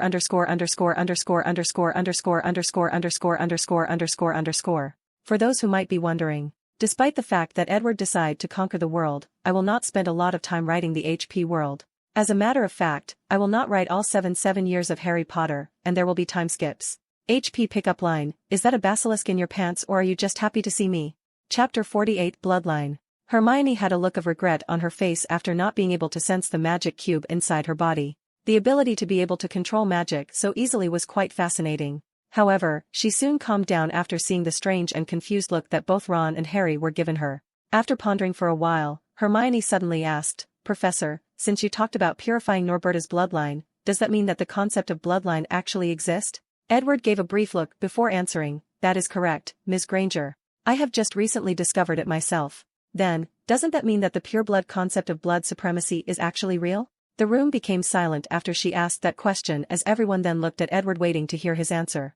"Well, the answer is both yes and no, fnu.co. Everyone then looked at him with a look that seemed to say, "Are you playing with us? What does that even mean?" Edward smiled before explaining. "After discovering the wizard's bloodline, I theorized that the ancestors of us wizardkin were ordinary muggles. But after injecting the blood of magical animals or through rituals that allowed them to share bloodline, the first wizards were created. After years of procreation, wizards have developed their unique bloodline. As a matter of fact, Edward has been doing some research on that topic. He tried to plant magical beasts' bloodline on a few muggle prisoners, but the result was a disappointment. He concluded that maybe the bloodline of modern-time magical beasts was not the same as back then. However, today he was inspired after seeing Norberta. After purifying these magic animals' bloodline, he will try to transplant it again. In one of his experiments, he even tried to remove a wizard's bloodline and planted it in a muggle, but even that also failed. Back to the topic, Edward continued to explain. As for the idea of bloodline purity, the truth of the matter is that ancient wizards probably knew that by marrying with other wizards with powerful bloodline or talent, their descendants have a higher chance of becoming talented. So they proceeded with that idea. And at a certain point, the idea of intermarrying to create a powerful bloodline probably became a very normal thing among wizards. However, although this process can also create powerful bloodlines, it was fatal for many wizard families as after a few generations, their descendants would become infertile, thus ending their family's blood inheritance. As for the current pure-blood family supremacists, they are nothing but a bunch of idiots that twisted the ideologies of their ancestors. None of them actually know anything about bloodlines, but use the concept in order to oppress the rising power of both half-blood and muggle-born wizards. Hermione nodded as she was probably the only one who truly understood Edward's meaning. After pondering for a while, she then asked, "Professor, what you said still proves that magical families like the Weasleys or even Harry's family will have great advantage over my family, who only awakened their bloodline in this generation." Harry quickly raised his hand before saying, "I didn't even know that my family was a magical one until I came to Hogwarts, so there's probably nothing special about my bloodline." As for Ron, he raised his shoulder before also saying, "There is nothing special about my family as well." "All three of you are actually wrong," replied Edward calmly. "All of your bloodlines are special in different ways." All of them looked at him with surprise on their faces, and Edward did not let them wait for too long before explaining. "From my research, I know that the Potter family is somewhat related to the Peverell brothers." "Are you talking about the ones from the Tale of the Three Brothers?" asked Ron with a surprised look on his face. His mother used to read this story to him and Ginny. Harry was also surprised as the professor once told him about the three brothers and their encounter with death. "That is correct," replied Edward. "To be precise, the Potter family is related to Ignotus Peverell. Your ancestor was someone who was able to hide from death. No matter how he did it, his wisdom and cautious nature makes him a very powerful wizard, not to mention his talent." "As for the Weasley family," said Edward as he looked at Ron, "it is a very particular bloodline. Forget the fact that all of you inherited some form of talent for Quidditch, whether it was Charlie, the twins, Ginny, or even you Ron, all of you inherited some form of it. Then there is George and Fred's talent for alchemy. Although I do not know whether it comes from their bloodline, it is worth mentioning. However, this is not the most particular part of your family bloodline. According to my research, the birth rate of most family wizards is actually very low. Most families only have one magically gifted child. If they have more, there is a high chance that some of them will be born as squibs. The highest number of magically gifted children in a wizard family is usually 3, with a few outliers. However, your Weasley family has 7 children, and not a single squib among them. That itself makes your bloodline very remarkable. While the other people were pondering about Edward's words, Ron had a genuinely surprised look on his face. He never expected that it was actually a good thing for their family to have many children, as it was seen as a burden by him most of the time. As a matter of fact, Edward did not lie to Ron. He was also curious about this phenomenon, so he secretly took some of his blood and studied. He discovered that the Weasley's family bloodline was very active and was easily passed on. This is the reason that they all have magic ability and red hair. Of course, he also guessed that there was something special about Molly. However, he did not research it.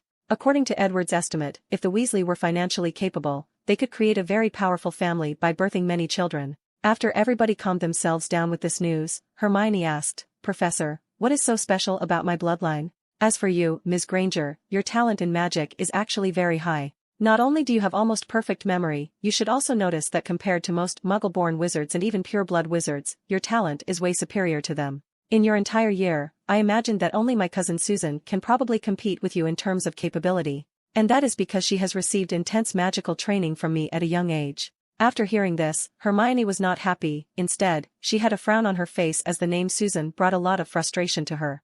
Chapter 49: The Power of Fate. Throughout this entire year, Hermione has gotten perfect grades in all her classes, making her loved by all her teachers except for probably Snape.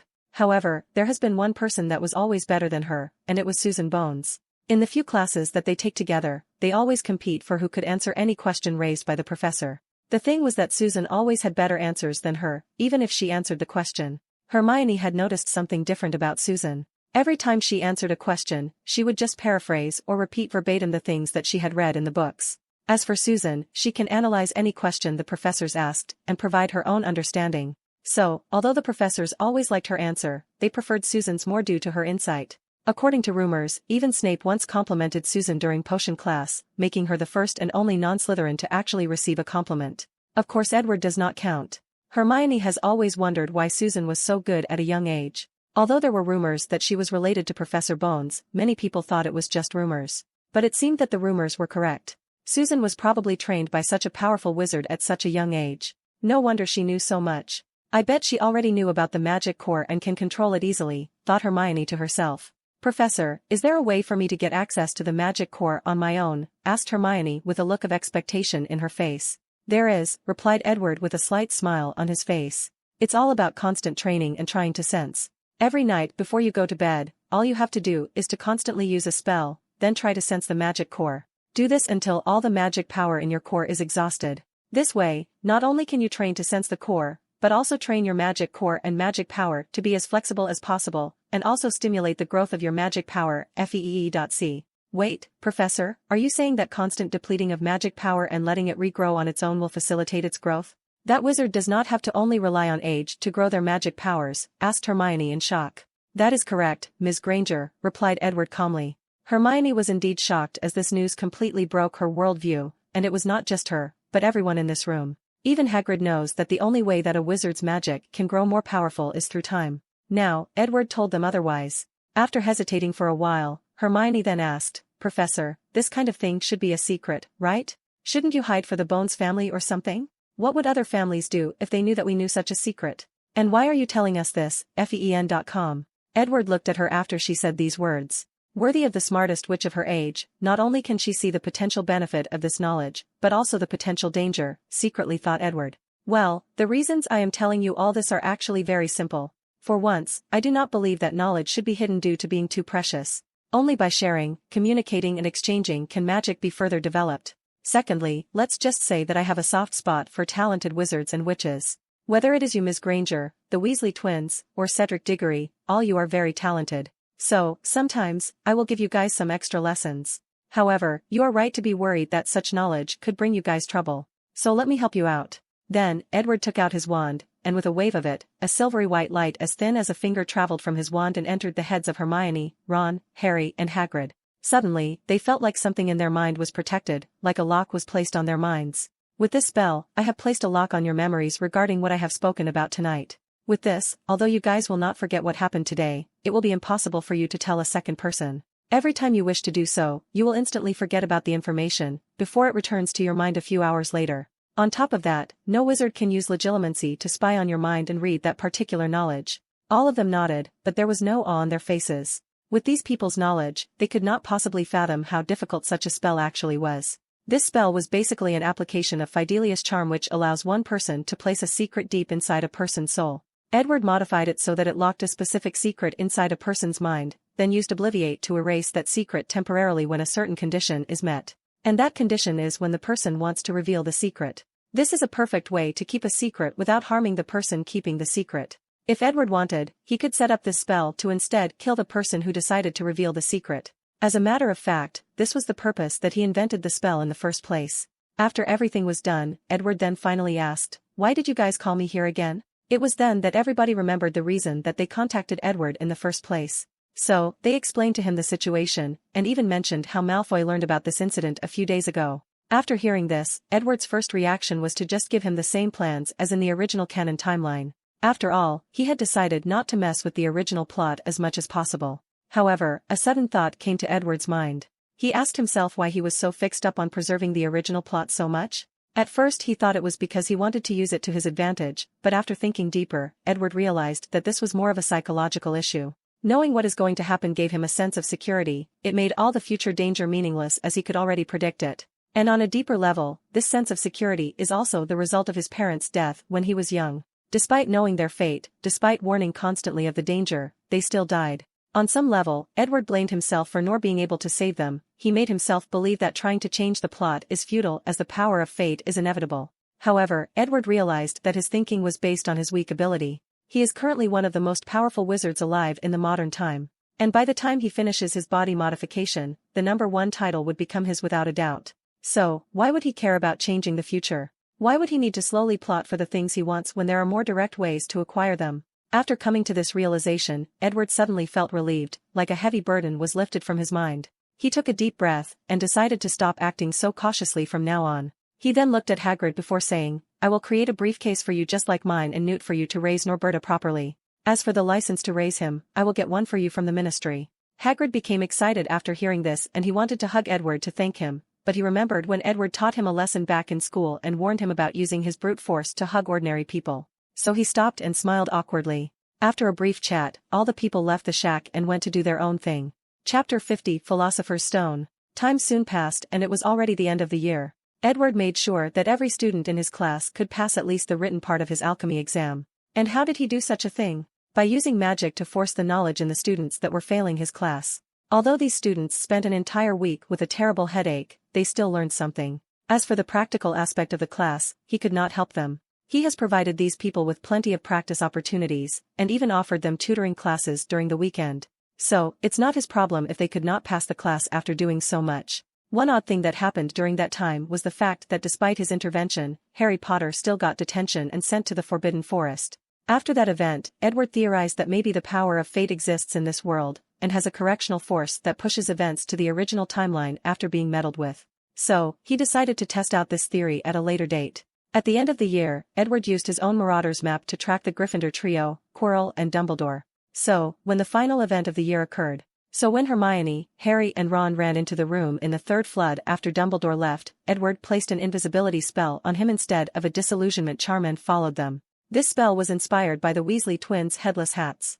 He watched how the trio went through all the obstacles placed by different teachers. Whether it was Hagrid's Fluffy, Professor Sprout's Devil Snare, Professor Flitwick's Flying Keys, Professor Minerva's chess game, Professor Quirrell's troll, and Snape's potions riddle. Edward followed them all the way without notifying them, alerting them, or intervening with their actions. Throughout the entire process, he was just thinking why he was not invited to design an obstacle of his own. In some way, he was a little bitter despite the fact that many other professors were also like him and did not design an obstacle of their own. After everything went according to the original timeline, Edward took the Philosopher's Stone from the ground after Harry dropped it. His eyes turned purple as he used his alchemy eye spell to examine it. After a few minutes of examination, he said out loud, "I was right. The Philosopher's Stone is a highly condensed form of magic power bound by countless souls. Magic is an energy that is almost omnipotent. As long as you have enough of it, you can do almost anything with the proper knowledge. And this stone has an almost limitless amount of magical energy or magic power. It is the reason that it can use permanent transfiguration and turn metals into pure gold, and even break Gamp's law of elemental transfiguration. As for the elixir of immortality, it should be a combination of liquefied magical power combined with the power of the soul. Most wizards have a very long lifespan compared to muggles due to the magic power inside their cores. The elixir of the stone can indefinitely prolong life by nourishing the body with magic power and further strengthen the soul. However, it cannot prevent aging. Rew.c. In my opinion, using the Philosopher's Stone only in this way is quite wasteful of such a magical wonder, wouldn't you agree, Professor? As soon as Edward said these last words, Dumbledore appeared inside the room while secretly holding his wand. And how should the stone be used properly? Asked Dumbledore while his calm eyes looked at Edward. However, despite his calmness, he still moved closer to Harry on the ground. However, Edward ignored his action as he continued to analyze the stone. But he still answered the question. Like I said, this stone is an almost unlimited form of clean energy. Wizards can do anything with it, build an entire civilization based on its energy. Whether it is the advancement of magical technology, curing diseases, exploring space, solving world hunger, the stone can be the blueprint to accomplish all these tasks. Muggle scientists would do anything to have access to such an energy source if each country did not kill each other for it. You may be correct, Edward, replied Dumbledore calmly. It does not change the fact that countless lives or souls were used to make such a small stone. How many people do you think would be killed when creating so many stones to power your so-called magical civilization? Edward shook his head, always the pedantic, Professor. Wizards does not need to kill so many people to create a stone, just use the same method that Mr. Flammel probably used. Take the souls of muggles that have died. It is better to recycle them and place them to better use than to let death have them anyway. And if that is still morally unacceptable to many wizards, they can still try to find a different solution. Souls are only used to bind the magic power in the stone, they can try to find a different binding agent. For example, emotions. Many young wizards have their first magic riot after an intense burst of emotions, so it is proven that emotions can easily bind or guide magic power. So, it is the perfect thing to use as a catalyst to create Philosopher's Stones. Dumbledore sighed after hearing Edward's explanation, as he had to acknowledge that this young wizard in front was not only a powerful one, but also a forward-thinking one. However, he could not agree with his sometimes utilitarian mentality. After Edward finished analyzing the stone, he calmly threw it back to Dumbledore before saying, "Since I know how to make my own, you do not need to worry about me taking it. However, I would appreciate it if you could tell Mr. Flammel my address, as I would greatly appreciate a communication between the two of us. After all, as the most knowledgeable grand alchemist still existing, it would be a shame for him to die without passing on his knowledge or legacy." After saying that, Edward walked away calmly. Meanwhile, Dumbledore had a frown on his face as he held the stone in his hand. He looked at the departing back of Edward, sighed before going to check on Harry. As for Edward, he also sighed in relief after exiting the chamber where everything took place. He was ready at any time to either fight or run away. In the past month, he had discovered that the reason that house elves can teleport anywhere was because their magic powers had a different frequency than humans, thus making them operating under different rules. After a little training, he could also apparate in some places with anti-apparition enchantments just like house elves. On top of that, the alchemy item that can allow him to use his gate was ready to be used at any given moment. The truth of the matter is, Edward was not ready to become enemies with Dumbledore, despite the fact that he would probably be the final winner if he decided to use all the dark magic that he knows. And it seemed that Dumbledore had similar thought as him. Chapter 51, End of the Year. During the end of the year dinner, all the students and teachers were in the great hall waiting to have dinner. They were all talking with one another. As the hall, it was not decorated with Slytherin's banner, but with Hufflepuff's.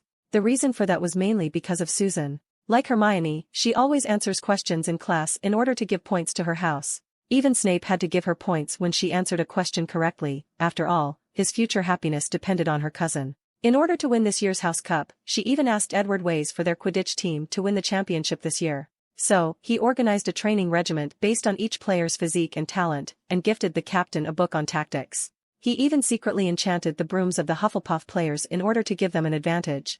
Edward totally supported her little cousin in her endeavor, even going so far as ignoring his own house, Ravenclaw. So, at the end of the year, Hufflepuff was in the lead when it came to house points. It's unfortunate for them to meet the savior, Harry Potter, and the shameless Dumbledore. So, the little Badgers were shocked when many points were suddenly added to Gryffindor due to the heroic deed of the Harry Potter trio. And the person most upset was probably Professor Sprout. Their house finally had a chance at winning the House Cup after so many years, and yet it was ruined. After briefly using legilimency to read her mind, Edward found out that she was thinking of ways to poison Dumbledore in order to calm herself down. Scene break. Right before Dumbledore announced the changes in this year's House Cup winner, little Susan was sitting with her friends with a little excitement in face, followed by a little worry. After Dumbledore announced the increase in Gryffindor's house point, she sighed melancholy without saying anything, she just stared at the food.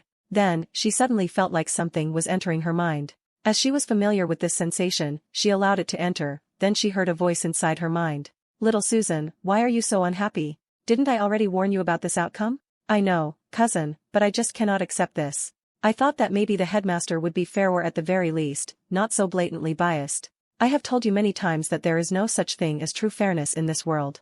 Everyone has their own biased or personal preferences. Cousin, can't you do something about this? Asked Susan with a ray of hope in her mind. From what she could remember, her cousin was omnipotent and could do anything. Unfortunately, no, replied Edward. Plus, I told you that even I have my own limitations, so do not place me on a pedestal, otherwise you will never have the opportunity to surpass me one day. Susan sighed in disappointment as she ignored Edward's last words. She does not think that she can surpass her cousin. After seeing that his cousin was still in a bad mood, Edward added, cheer up, tonight I will take you and Aunt Amelia to see a beautiful and magical sight. Susan nodded before forcing herself to eat something. Although she could not get rid of her sadness so quickly, she had something to look forward to. Maybe this terrible day can be salvaged. Meanwhile, Edward cut off the mind communication he was having with his cousin. The spell he was using was based on legilimency.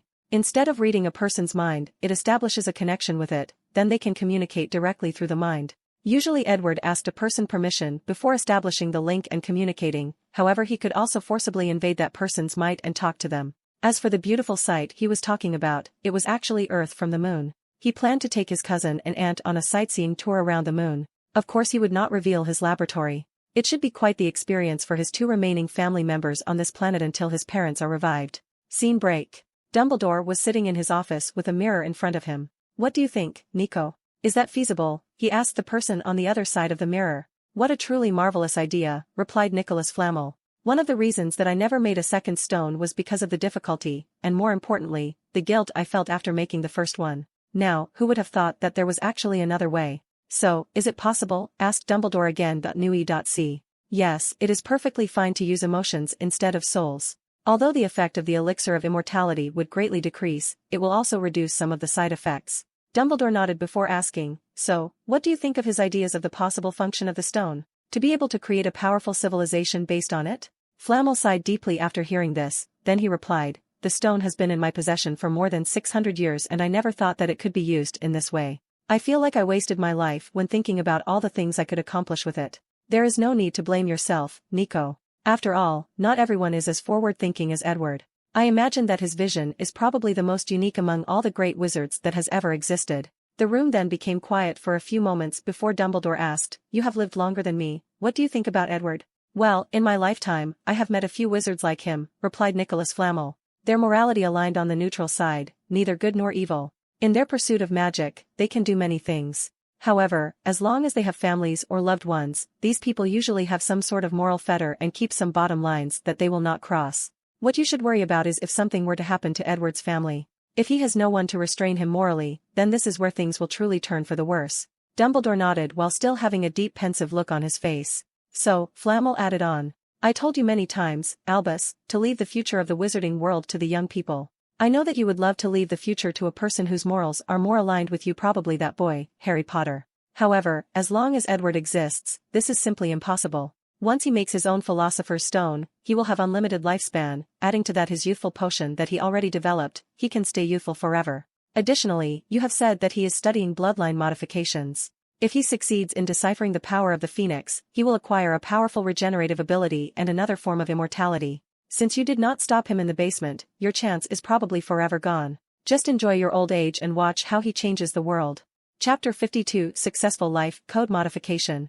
After school ended, Edward entered deep research mode. He first sent letters to all his acquaintances and lady companions that they should not contact him as he would be busy. Of course, in order to appease his aunt, he took her and little Susan to the moon and enjoyed the beautiful sight of Earth from space. During his magic research retreat, he had three major things to do: his life code modification, followed by the creation of his own Philosopher's Stone, and use that stone as an energy source to power his gate of world. However, he still decided to focus more on his own strength first, so he proceeded to deal with the body modification first. The first step of that process was to try whether the modification was problem-free by testing it out on a few dark wizards he captured himself. This time he did not go through a third-party middleman like Roberti. Although there were a few problems that he did not take into account when he first designed the modification, he easily fixed them after they were discovered. Of course, these dark wizards who survived the process were instantly killed afterwards. He would not let such powerful wizards walk around in the world. Although Edward pondered for a brief moment whether to try to control these wizards instead, but he changed his mind soon afterwards. Only him, his family and possible future loved one can be privy to such power modification, and even then, he will not use the best modification that he made for himself. Edward was never a saint, and he admitted that he was also selfish. After everything was prepared, he started his own modification. Scene break. Edward was inside his laboratory on the moon. He was sitting on a bed in a very white room. Although this room looked empty, but it was not the case. This room was full of enchantments designed to keep him alive at all cost. There were enchantments for every possible scenario of death that Edward could think of. Whether it was any failures of his organs or any part of his body, or maybe his magic core was destroyed during the process, or maybe his soul had problems. In the worst-case scenario, the enchantments will prioritize preserving Edward's soul, then a clone body of his was also stored in another room. If something were to go wrong, he could transfer his soul into another body. He even activated the power of the invisibility cloak to hide from the gaze of death. In summary, Edward did not want any complications. The first thing that Edward did was to drink a small vial of Felix Felici's or Lucky Potion. It has been almost a year since he drank the last vial, so it was all right now. Then, he took a syringe and looked at it before injecting it inside his body. This syringe is actually the werewolf magical virus that can actually affect the bloodline section of the life code.feo.c. After more than a year of studying the life code through observing how children of different magical animals are created and born, Edward had a deep understanding of the life code.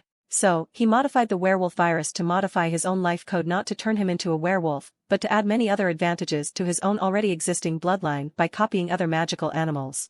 30 seconds after he was injected, Edward passed out on the bed, then his transformation started. The process looked very terrifying from the outside. First, his skin fell off his body, followed by all the other parts of his body. His entire body turned into some sort of liquid that smelled horrible. Then, a flame appeared where the gooey liquid that was Edward's body. Afterwards, a new body started to regrow itself. The process lasted for 7 days, and during the whole process, Edward did not feel anything. Luckily for him, it was as if he was in a coma. When Edward woke up, he instantly felt the difference between his current self and the old one.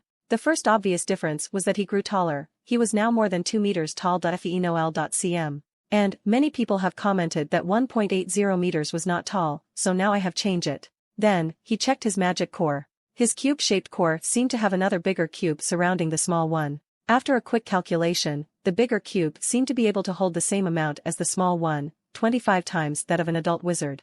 Edward was ecstatic as he finally solved his problem of magic powers. However, he soon calmed down as he knew that he just broke through the first limiter and there were 2 more behind to break through. However, he was surprised that he only broke one of them, as his modification should be more than enough to break 2 at the same time. Maybe there is a secret behind this. He made mental notes to study this subject later on. After checking his magic power, Edward continued to test his new ability. A sudden flame appeared on his body and he disappeared and appeared a few meters away. This was the Phoenix's apparition ability. After nodding in satisfaction, Edward suddenly said out loud, "Siri, use different levels of attacks on me." "As you command, sir," responded a sweet and melodious voice seemed to come out of the entire room. This was in fact a magical version of an artificial intelligence that Edward recently created in order to help him with his research. It was based on his study of the Sorting Hat, actually AI, and the accelerated thought processing enchantment he learned Rom Ravenclaw's diadem. He was going to name it Jarvis, but change it to Siri due to the female voice and to commemorate his past life. Unfortunately, this artificial intelligence still has a lot of room for improvement when it comes to capability. After Edward made the order, countless different spells came out of nowhere and hit him all over his body. However, he was completely fine. In fact, not a scratch could be found on him. After a few minutes of constant bombardment, Edward asked, "Siri, what are the findings?" "Sir, according to calculation, your magic resistance surpassed that of both dragons and trolls. It would take at least 20 ordinary wizards to attack you constantly for 30 seconds before you could be injured." Edward nodded before continuing asking, "What about wizards on the level of Dumbledore?" "Calculating, wizards of that level can hurt you, sir, but their attacks will decrease between 20 to 25% depending on the spell used." Adding parameters, wizards that have broken the second limiter and have a magic power between 51 to 75 times of an adult wizard, added Edward. "Calculating, unable to process," replied Siri. Edward sighed despite not being so surprised as he knew that his AI still had a lot of rooms for improvement. However, he placed that in the back of his mind as he continued the test of his new body. Chapter 53, Testing. After a brief moment of lamenting about the underperformance of Siri, Edward continued his testing. He took out his wand and directed it at his left hand. Sectum sempra, he said calmly, then a powerful cutting force came out of his wand and severed his left limb. Blood started to pulsate out of it, but Edward remained calm throughout the entire process. A few seconds later, a powerful flame appeared in his severed hand, then a few minutes later, a brand new one was regrow back. Meanwhile, Edward had a calm look on his face while analyzing what just happened to him. He realized that many of the Phoenix's abilities actually came from a separate fire dimension that they have sole access to. By traveling through that dimension, they can then teleport to anywhere in the world from there. That fire dimension is also full of life force, hence the reason that they can heal almost every injury. As for their ability to rebirth after death, it is actually very simple, ene.c. They leave a copy of themselves in that dimension. That copy contains all their information, from their knowledge, souls, ability, etc. Once they die or about to die, they can just transfer their consciousness back to that copy and bring it to the material world. They can repeat that process as many times as they want, as that dimension is full of endless vitality. The only way that a phoenix can die is if they decide that they no longer want to live. Of course, that only applied in the Harry Potter world. And Edward has now access to that fire dimension. Another advantage that his bloodline modification gave him was a very terrifying talent for the manipulation of flame. After testing these abilities, Edward moved on to the others. .foe.co. Sire, let's initiate the strength and agility test. Following this order, a long black cube appeared in the room. Edward walked over and picked it up over his head. Then, after activating the enchantments, the weight of the cube started to increase without changing its volume. Edward held the cube over his head for more than 15 minutes. By the end of that time, he was sweating profusely to the point of drenching his clothes. After the 15 minutes mark, he threw the cube on the ground. Boom! The ground in the White Room shook after landing. A few cracks appeared in the place it landed, but soon afterwards, they were magically fixed. Siri, what was the maximum weight that I lifted? Sir, according to the calculation, you lifted 1,263.89,456 kg, replied Siri. About 1.4 tons, not bad, thought Edward. His strength did not come from giants or trolls, but from the phoenix's ability to lift great weight with their tails. He modified his life code to treat his limbs as a phoenix's tail. The next test was his running speed and reaction speed. All of them have broken through the human body limits, so Edward was satisfied. After finishing with this test, Edward then said, Siri, the next test is the Muggle firearm test. Yes, sir. Following which, a pistol appeared in front of Edward, then fired point blank at him. After more than 10 shots, the pistol stopped and Edward looked at his skin. There was not even a trace of being injured, and he did not even use magic. Just his ordinary skin had such a defensive ability. Next step, he ordered. Following his order, a machine gun appeared this time and fired point blank at him without hesitation. After the gun emptied its clip, Edward checked his body. He was bleeding as his skin was broken, however the bullets did not travel deep inside his body. Soon, they were removed and he healed himself.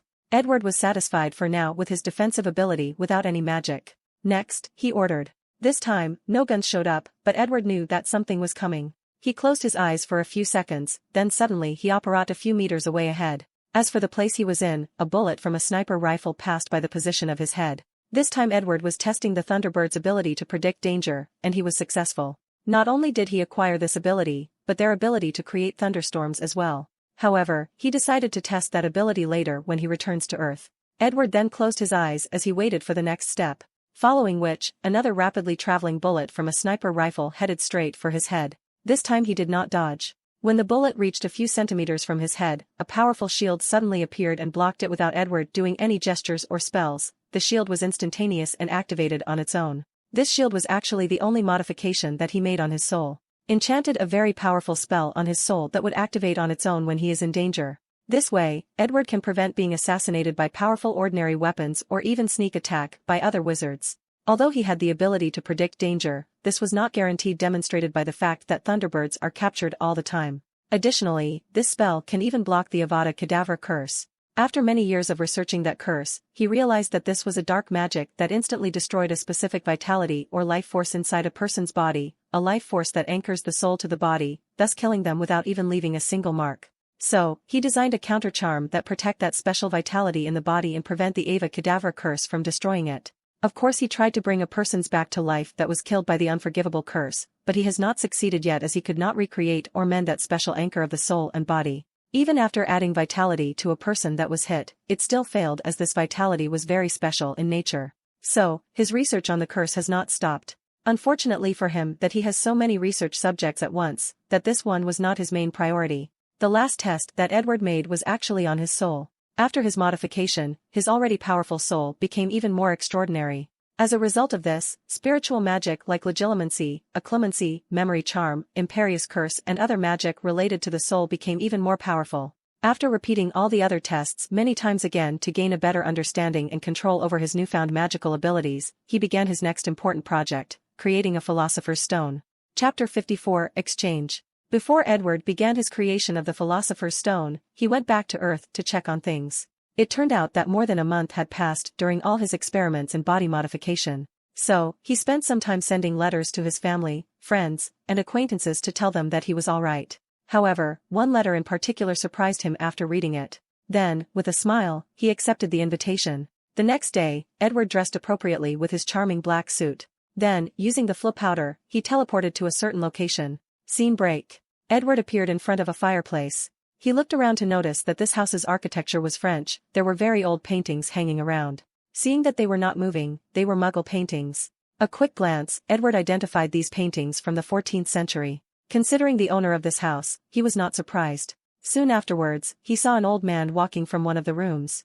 The man walked very slowly, however Edward did not care about this. What he cared about was the appearance of the old man. He appeared decrepit. This person was so old that he looked like even breathing could kill him. He was very skinny, so skinny that even the blowing wind could destroy his body. Edward looked at the old man while thinking to himself, I guess even my youth potion could not help him. Then, Edward shook the old man's hand very gently before saying, Mr. Flamel, it is an honor to meet you. I have to say, I was quite surprised to receive your invitation.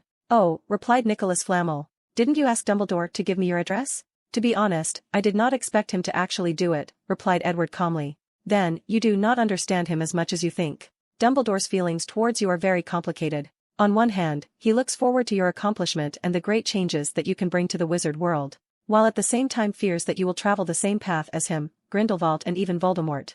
You know, on both occasions, he blamed himself for not stopping these two in time. So, he fears making the same mistake a third time. Edward frowned for a moment after hearing this, then he replied, well, maybe I have been looking at the professor through biased eyes. Let's not talk about this, Mr. Flamel. Nicola Flamel nodded and invited Edward to sit down. Then his wife, Perenelle, who was also a very old lady, came in and served tea. While doing so, she kindly smiled at Edward before saying, your youthful potion makes me feel at least 100 years younger. Edward smiled back before saying, I am glad that it is of use to you, madam. Then, the two grand alchemists have a little chat before getting into the real reason that they decided to meet, exchange ideas and knowledge. Mr. Flamel, said Edward. I have a way for us to quickly exchange knowledge, if you do not mind. However, the process will be a little painful. Oh, replied Nicholas with a look of intrigue in his face. Go ahead. He was not afraid of Edward doing anything to him. As long as he lived, Nicholas was no longer afraid of death. More importantly, ever since Edward walked into his house, he could feel that this young talented magician broke the first limiter. From what he heard from Dumbledore, this person was using bloodline modification to do so, meaning he most likely succeeded. Although Nicholas did not know what power Edward received after his transformation, he was sure that it must be very powerful. So, even if he activated all the enchantments in his house, he didn't think that he could do anything to Edward. Since he was powerless and defenseless the moment Edward entered his home, he did not need to suspect his motive. Edward nodded after receiving Nicholas' consent, then he took out a crown from his bag which has an undetectable extension charm and placed it on his head. Nicholas Flamel, as a powerful alchemist, instantly realized the wonder of this crown. After staring at it for a few seconds, he asked, Is that? Yes, replied Edward. Rowena Ravenclaw's diadem, well, one I made myself after copying the original. Nicholas Flamel then sighed at Edward's luck to find such a magical piece of alchemy wonder, and his talent for being able to replicate it. Meanwhile, after Edward placed the crown on his head, he said, Are you ready, Mr. Flamel? No problem. Then Edward took out his wand and placed the tip on his forehead. A white line came out his forehead and headed straight for Mr. Flamel's head. Without hesitation, the old alchemist allowed the white line to enter his forehead. Soon, he found himself inside a room which was separated into two. On each side of the room were countless bookcases filled with books. However, one side of the room was extremely large compared to the other. Then, knowledge of what is going on entered his mind. According to the information, he was in a place referred to as the Mind Palace. The smaller side of the room represented all his knowledge over the past 600 years, while the large one was all of Edrad's knowledge. For a brief moment, Nicholas Flamel was flabbergasted. My 600 years of accumulation is nothing compared to a wizard in his 20s? After sighing to himself, he soon noticed that Edward had also appeared inside this place. Then he said, "Mr. Flammel, here lies not only your knowledge, but also your memories. So, if there is something you do not want me to see, you just have to hide. Now let's begin." After Edward said these words, one book inside of the room from each side flew from one side of the room to another. Following which, the pages of the book started to flip by themselves. Once they were done, both Edward and Nicholas Flamel felt like another piece of knowledge was added to their minds. Following the principle of equivalent exchange, Edward traded one book with one another, while focusing more on alchemy as he knew that this was the specialty of the Mr. Flamel. Of course this method was not completely accurate as no one could evaluate the preciousness of certain knowledge. So, just like that, the two grand alchemists exchanged not only their knowledge, but also ideas and experiences. Chapter 55, Bright Future. Both Edward and Nicholas Flamel did not know how much time that they spent in their mind palace exchanging knowledge. All they were focused on were the books that kept flipping through on each of their sides. These books did not just contain the knowledge that these two great alchemists read, but their experiences, experiments, and memories of alchemy and magic. So, while ignoring the passage of time, these two men indulged in the process of learning. Unfortunately, at least for Mr. Flamel, his knowledge reserves were soon emptied out by Edward. So, he had nothing to exchange, so he could not learn anything more. So, after Mr. Flamel opened his eyes in the mind palace, he looked at Edward's side of the room and he sighed. He imagined what kind of secrets were hiding in these books. Once in a while, he will choose to look at some of Edward's magic research instead of alchemy, and he was truly shocked. Some of the discoveries there truly marveled him, even the ones regarding the dark arts. Of course, Edward did not show some of his most powerful knowledge like the life code. After repeatedly sighing to himself, Flamel noticed that Edward had also opened his eyes, so he nodded to him. Before leaving the mind palace, he knew that Edward would not give him access to further knowledge without anything in return. Scene break. Nicholas Flamel opened his eyes in the real world. He wanted to check how much time had passed, but a terrible headache suddenly assaulted him. He screamed in pain as he felt that his mind was suddenly cramped with countless information. His wife tried to rush to his side, but her old age prevented her from moving too fast. She looked at Edward before asking, "What did you do to him?" She was truly horrified. 2 hours ago, both her husband and Edward suddenly closed their eyes, and they have not moved much ever since until now. Meanwhile, Edward only winced for a few seconds before waking up. So, he explained, "This is the repercussion of the magic I just used. Although only 2 hours passed in real time, we have spent months inside our minds rapidly exchanging knowledge. However, you do not need to worry. The reason I used such a rude and rough method was due to the fact that his soul is powerful enough to bear it." Although Perenelle understood that her husband would be fine, she still had a worried look on her face. Noticing this, Edward took a potion from his bag and handed it to her. "If you can trust me, you can feed him this and he should be fine in a few minutes." Arnovel.o. After taking the potion, Perenelle hesitated for a brief moment before feeding it to her husband. Less than 5 minutes later, Nicholas Flamel stopped wincing in pain and he opened his eyes while massaging his temple. His head no longer felt painful, on the contrary, he felt really calm and his mind very peaceful. All the knowledge he just learned from the mind palace was part of him now. After a few minutes of silence, Nicholas sighed again before saying, "I guess the title of the greatest alchemist belongs to you now." Edward just smiled calmly, but did not say anything, including rebuking him. Then, the two chatted briefly before Edward left with a smile on his face. Scene break. Nicholas Flamel sat in front of a mirror while talking to someone else on the other side. It was his old friend, Dumbledore. He explained to him his recent experience or encounter with Edward. After a brief silence, Dumbledore asked, "So, what exactly did you see inside this so-called mind palace?" "I saw knowledge beyond both of our imaginations. I finally understood why this Edward is such a talented wizard. It is not because of his innate talent, or because of his willingness to study the essence of magic, it is because of his strange ideas. Many times we think that our ideas are stupid or have no basis. But he is different. Not only does he have many strange ideas that I have never heard before, but he always has some kind of feasible plan that allows him to turn these crazy ideas into reality." Dumbledore frowned after hearing this. "Nico, what exactly did you see to make you act in such a strange way?" His old friend was always composed, so he had never seen him like this. "It was a blueprint," replied Nicholas Flamel. "A blueprint of the greatest alchemy wonder that I have ever seen in my life. No, I have never imagined it was ever possible." "Can you be more specific?" asked Dumbledore. "It was a floating city." "A floating city?" "That's correct," replied Nicholas Flamel with a newfound vigor in his face. Using a giant philosopher's stone as an energy supply, Edward designed a city that could float in the air. No, it was more than that. The floating city had a state-of-the-art laboratory for magical research. It was filled with so many enchantments, anti-gravity, shield, atmospheric control, and many more. The floating city also had a very terrifying weapon system that included things like magic cannons and even alchemy golem. According to the blueprints, this city was also designed as a spaceship that can travel throughout the cosmos. According to the blueprint, if such the Philosopher's Stone could provide a vast amount of magic power, the entire city should be able to operate anywhere in the galaxy, and even beyond it. Nicholas Flamel stopped talking for a moment, sighed before continuing, although this was only a blueprint and Edward's note indicated that his current abilities were from enough to create such a magical wonder, I truly believe that he will succeed one day. And I would really like to see that day arrive. Both Nicholas Flamel and Dumbledore became quiet for quite some time after this conversation. Both of them were marveling at what it would be like to witness such a sight. How much progress would wizardkind progress as a civilization if they ever managed to create such a magical wonder? As for Dumbledore, he started to reminisce of the conversation he had with Edward during his professor interview. He realized that Edward was not just talking nonsense when he said that he had a plan to turn the wizarding civilization into a truly unique and powerful one. Then, he sighed. No one, not even himself, knew whether this sigh was because Edward gave up his plans, or because of it. Chapter 56, First Step in Creating a Philosopher's Stone. After Edward left the Flamel's house, he did not immediately return to his base on the moon, but went to visit his Aunt Amelia and little Susan. He spent a few days with them, then he talked to his aunt about the limiter and the possibility of her breaking it herself. However, Edward was not prepared to use bloodline modification, but decided to design a potion that allowed wizards to break the limiter. In a year or two, his aunt should reach the level of magic power needed to break the first limiter, 25 times that of an adult wizard. The potion should be ready by then. As for little Susan, she was far from that level yet. However, with Edward's careful guidance and many potions, she should reach that limit by the time she reaches adulthood, which would be even faster than Edward himself. Hence, she will greatly benefit from having a powerful older cousin as a teacher and predecessor. After spending time with his family, he visited all his lady's friends, even Soleil. It was then that he learned that her husband discovered their affair. However, after hearing that it was Edward was involved, he did not dare to do anything. Nevertheless, things have been very strange at home for Soleil.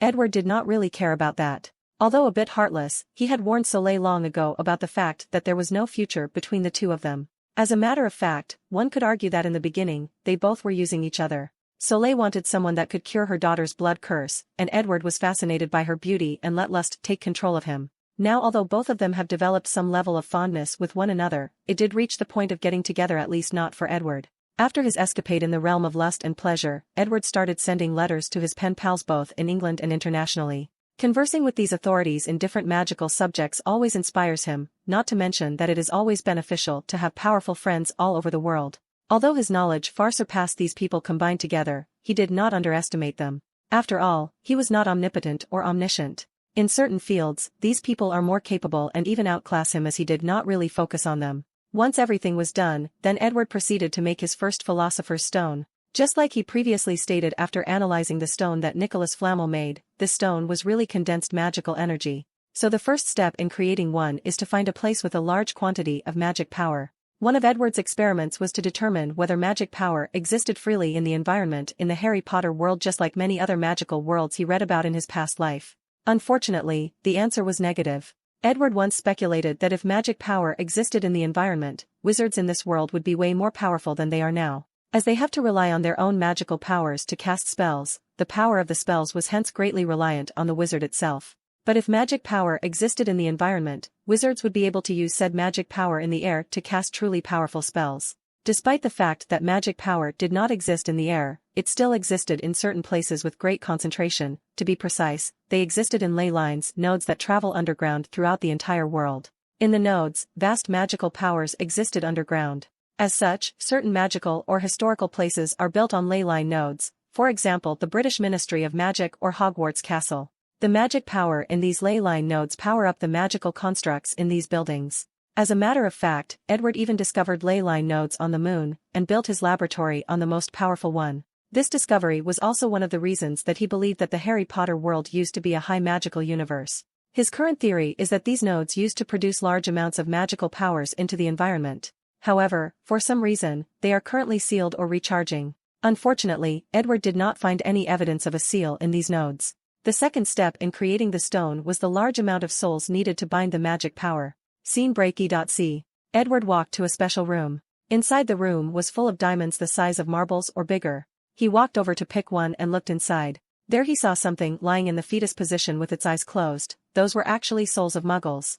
Edward had long predicted that he would need souls to make a philosopher's stone, so he was prepared beforehand. So, he traveled throughout the world and was present during most major wars or conflicts between 1985 to 1991. Once some muggles die, he would collect their souls and store them for future use. As for the reason he used diamonds, it was because he discovered that they had the capability to store souls for a long time after being magically processed. The large quantity of diamond was because he controlled a few mines in different parts of the world, especially Africa. Edward mostly collected the souls of grown men and women, while leaving children aside. In fact, he even buried a few of them that did not have the capability. Edward knew that his act was hypocritical, however he still did it as this gradually relieved his guilt. With a wave of his wand, 100,000 diamonds flew around and followed him to another room. According to his original estimate, the number of souls needed should have been half or less of that. However, after his exchange with Nicholas Flamel, Edward discovered one downside of the Philosopher's Stone. Using the elixir of immortality with so many souls will have side effects due to grievances of all these souls. After all, no one would want their afterlife to be disturbed, let alone used as magical material.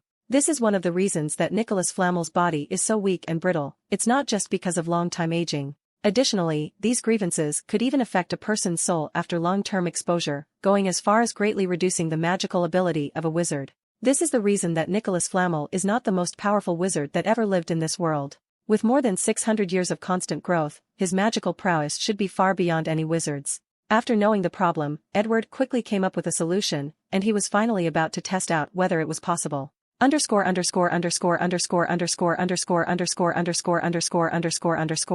Chapter 57 Second Philosopher's Stone in the World.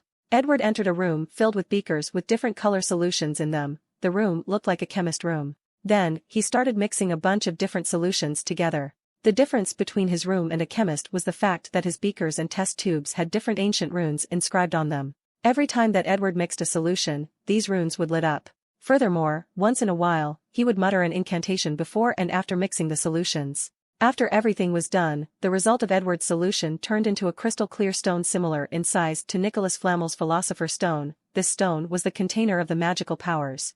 After this was done, Edward proceeded to process the souls needed for the stone. His first plan was to purify these souls. Unfortunately, he does not have any knowledge regarding this subject, and the ones he does have proven to be useless. Edward once tried to purify a soul by using the magic he learned from some Buddhism monks in India, Taoist monks in China, and some voodoo priests he met from some places in Africa and the Caribbean, and even the ones he learned from Native Americans located in the United States. Unfortunately, these purifying magic were not created to remove all the negative factors of a soul, but to allow grieving spirits to move on to the afterlife. These magics were even proven to be ineffective against wizard ghosts. Even trying to modify the life code of these souls has proven to be useless, thus showing to Edward that his understanding of this magic is not as deep as he imagines. He still has plenty of room to grow and learn. So, Edward focused on another solution, using a similar method as his mechanized mind spell. He stripped the souls of their intelligence, will, mind, spirit, and all their memories and emotions, essentially turning them into a blank slate. The result of that was these souls were indeed more pure, but it also dramatically decreased their strength or power. Hence, the amount of souls needed to create the Philosopher's Stone was also dramatically raised.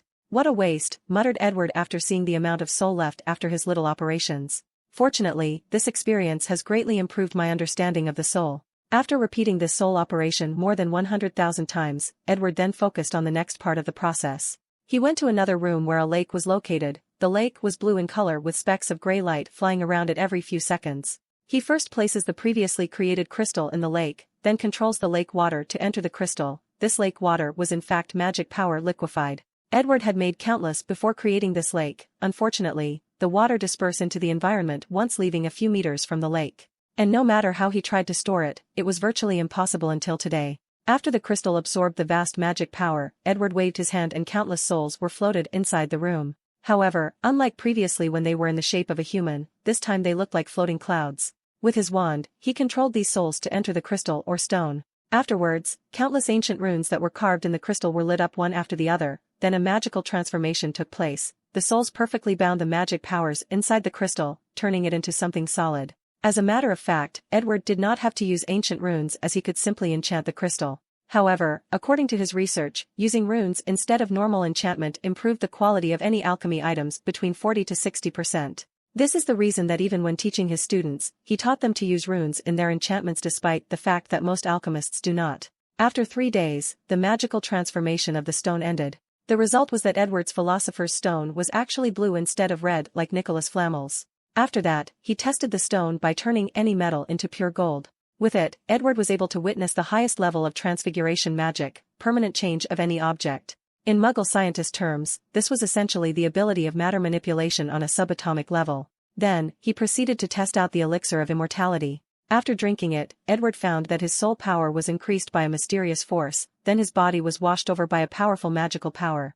After testing himself, he realized that his cells had broken through the Hayflick limit on how many times they can divide. It was then that Edward realized that this stone was not only a magical wonder, but also a scientific one as well. After these simple trials, Edward walked into another room. He stood in front of it for a few seconds muttering to himself, "I need a room with the highest level of defense that all my knowledge can create FL.M.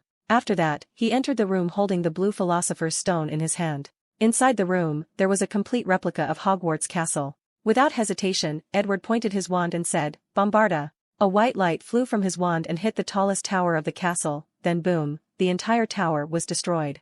The debris left from the explosion fell on the other parts causing even more destruction. If this was the real castle, this level of destruction would truly be catastrophic. So, Edward nodded in satisfaction with his power. This version of Hogwarts was a perfect replica as it even has the same protective enchantments. "Siri, provide me with another castle," said Edward out loud. Following which, the destroyed castle was soon replaced by a new one after a few minutes. After seeing this, Edward nodded in satisfaction to his own room of requirement. In order for it to be so powerful, Edward improved many of the enchantments and dedicated a ley line node specifically for this room to draw magical power. Edward then removed his smile, and with a serious look on his face, he held the stone in his hand. After concentrating, he started to channel the magical power inside through his body. He felt a very powerful energy enter his body and grunted. If it was not due his recent body modification, he reckoned that his body would have exploded with so much energy running through his veins. With a little effort, he pointed his wand towards the castle and said, "Bombarda," again. A massive light came out of his wand and headed to the castle. Boom! A large and powerful explosion occurred after the light reached its target. A cloud of dust more than 20 meters could be seen, followed by a terrible shockwave that spread in the surrounding area. A shield suddenly appeared in front of Edward as he experienced the power of that spell. He did not move his eyes as his clothes fluttered in the wind. Soon after, he saw the result of this attack. The entire Hogwarts castle was completely destroyed with few remaining debris left. The protective enchantments were also completely annihilated. As for Edward, he finally realized the power of the stone he created. Unlike Nicholas Flamel's stone which is full of grievances from the souls inside, his is pretty pure, meaning that it is easy to control the magic power inside and use it. And Edward knew that this was not the full power of the stone as more power could be drawn from it. The only reason he did not do so was because his body could not bear it. However, alchemy items had a higher threshold than humans, so he could easily create powerful magical weapons in the level of nuclear bombs and more. Additionally, the previous test was using a simple exploding charm. If he used elemental spells that have a wide range of attacks, or the fiend fire spell that can burn anything, this would truly be terrifying. After sighing for a few seconds, Edward left to proceed to his next plan. Underscore underscore underscore underscore underscore underscore underscore underscore underscore underscore underscore underscore. Chapter 58, 1926. After finishing testing his stone, Edward headed to the room where he housed his Gate of World.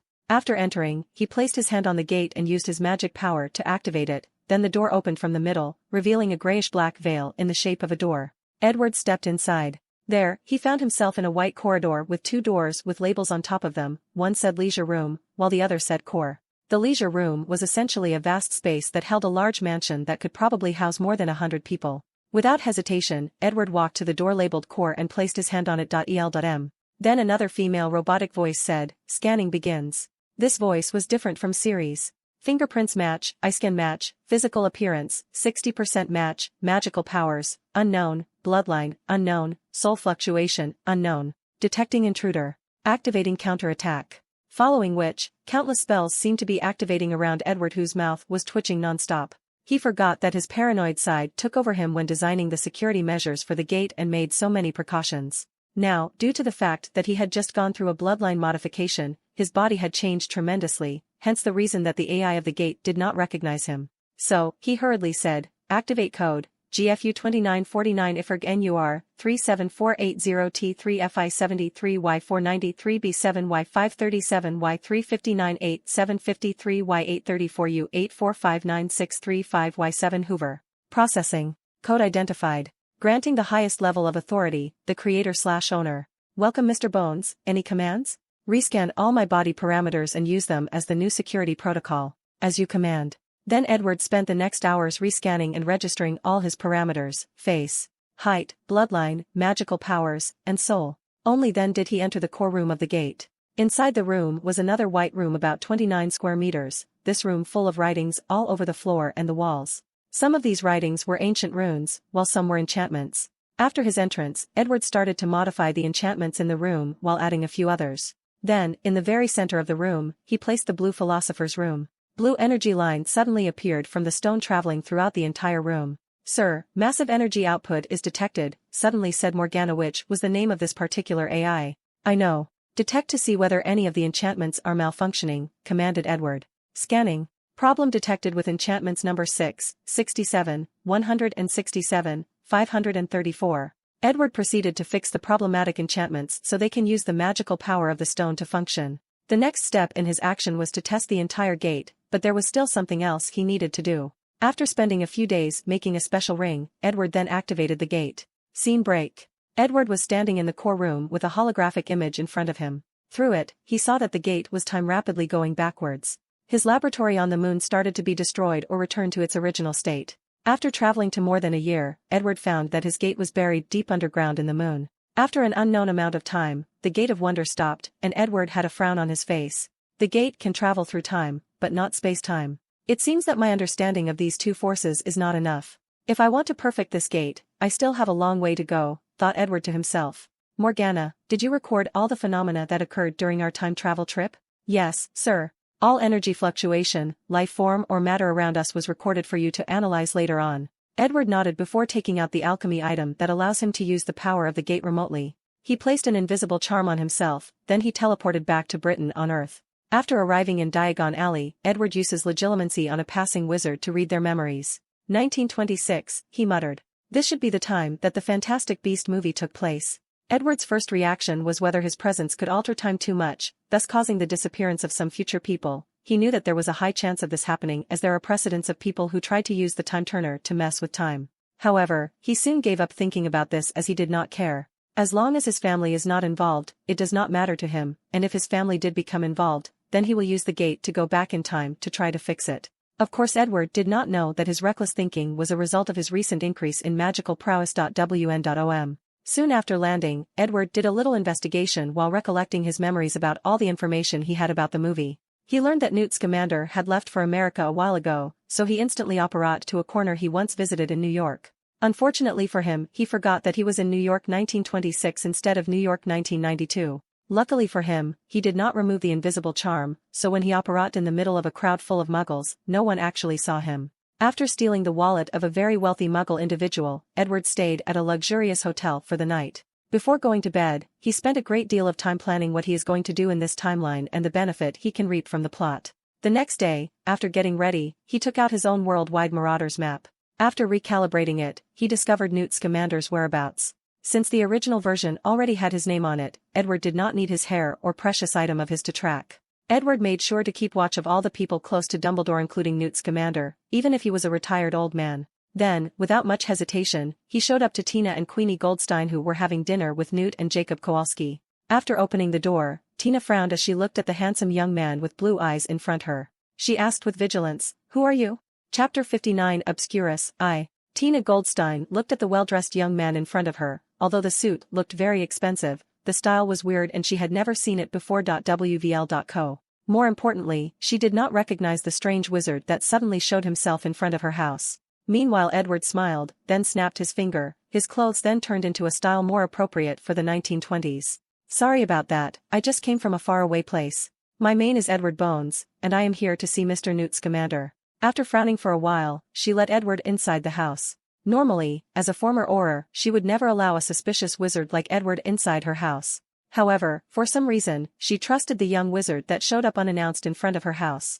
Of course, this was a charming charm that Edward used to solicit trust to people he first met. Adding on to his handsome face, it was twice the result. After entering the house, he saw Newt Scamander, Queenie Goldstein, Jacob Kowalski, and Newt sitting and preparing to eat dinner. He looked at Jacob before nodding his head, looked at Queenie, who had a frown on her face after seeing Edward. A very talented legilimens, however, Mississippi Queenie, it is very rude to peep into others' minds, said Edward calmly. Since your clemency is so powerful, does it matter if I try to take peek, replied Queenie with a smile on her beautiful face. On account of the fact that you are a very beautiful woman, I will let this go, said Edward with the same smile as her. Then, he looked at Newt Scamander.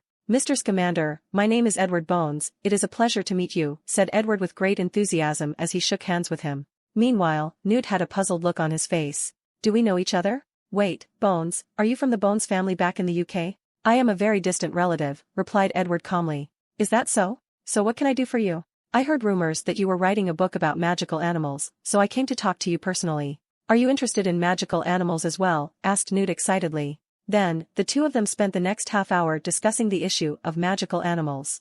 At first the conversation was quite cordial, but soon the two of them started arguing.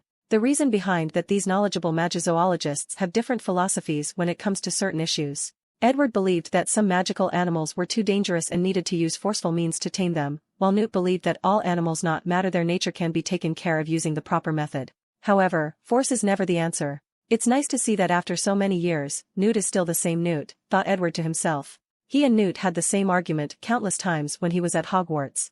Edward paused for a moment, turned his head to the other people who were looking at them in shock, smiled before saying, I am sorry about our behaviors. Sometimes, we just get lost in things that interest us. Meanwhile, Newt, who did not have Edward's social skill, lowered his head in embarrassment as he looked at his cold food. Nevertheless, Queenie could feel that he was very happy today, most likely, happy to find a person with the same interest as him, and the knowledge to back it up despite the difference in philosophy. It's all right, Mr. Bones, replied Tina as she looked at the already cold food. Edward, noticing the situation, snapped his finger, then the food of everybody in the room was heated up.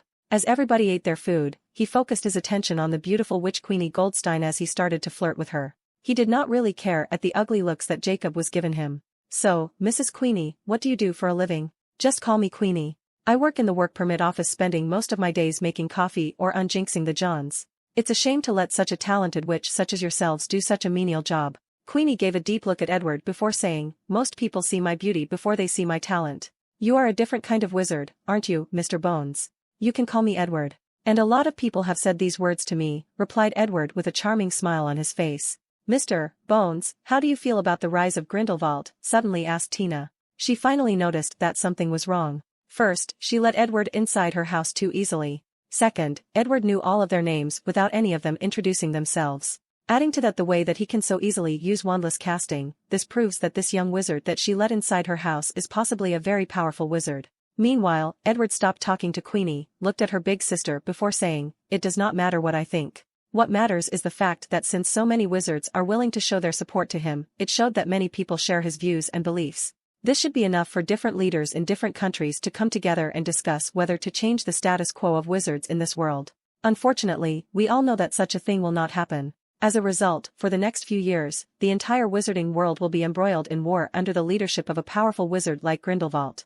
Grindelwald will be stopped, replied Tina, full of certainty. You are wrong, Miss Tina. The only person that can stop him is Albus Dumbledore, but it seems that he has no intention of doing so. Maybe he has his reason, suddenly said Newt. Maybe he has. But this will change anything, will it? Replied Edward back. After that, all of them had a slightly joyous meal, with Edward spending the majority of time flirting with Queenie, and she, flirting back. Afterwards Edward said to her, Queenie, this was the best meal I had in a very long time. Then he said his goodbye with everyone and returned to his hotel room. There, he started to review all the benefits he got tonight. The main reason that he approached Newt was because he wanted to get his knowledge about obscurus, especially how he separated them from a person's body just like he did to the child in Sudan. During his brief argument with Newt, he briefly mentioned obscurus. Then, once the memories of that night appeared in his mind, Edward was able to get all the information from him. He had always wanted to do such a thing to old man Newt. Unfortunately, he was also very adept at occlumency. Edward guessed that after his experience with Queenie, old Newt decided to learn occlumency. Of course Edward could have still read his memory, but he could not do it so sneakily without him knowing, like he did today at dinner. After all, Edward still had to behave a certain way in society given his status and reputation. And forcibly reading a person's memory was not acceptable behavior.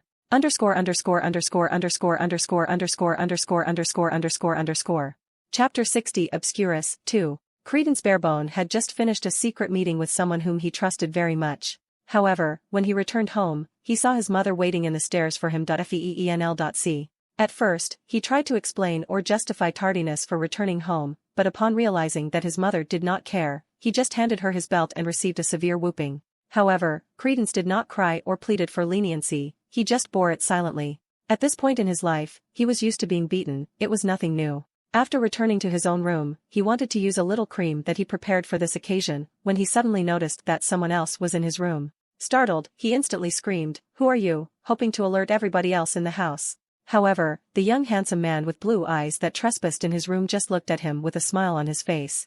"You know, it is because of jealousy," said the young intruder, who was in fact Edward himself. "What are you talking about?" "More importantly, who are you?" replied Credence while looking at the door for someone to come in. However, he was disappointed. "Your mother's hatred for anything magical. I once knew a person like her name was Petunia, and she had a sister that was a very talented witch. Unfortunately, Petunia did not have any talent for magic, so she became envious of her sister and often called her a freak of nature. Later, she took all her frustration on her sister's only son after her death. Well, I guess some credit could be given to her for even raising him for so many years. And no one will be coming, as I have placed a charm in this room to prevent our conversation from being heard." Despite how he was acting, Credence was not afraid, as he had something very powerful to rely on. So, after the initial panic, he calmed himself down, then asked, "You still have not answered my question. Who are you and what do you want with me?" "Who I am is not that important. As for the reason that I am here, it is to make a deal with you." "Deal? What deal?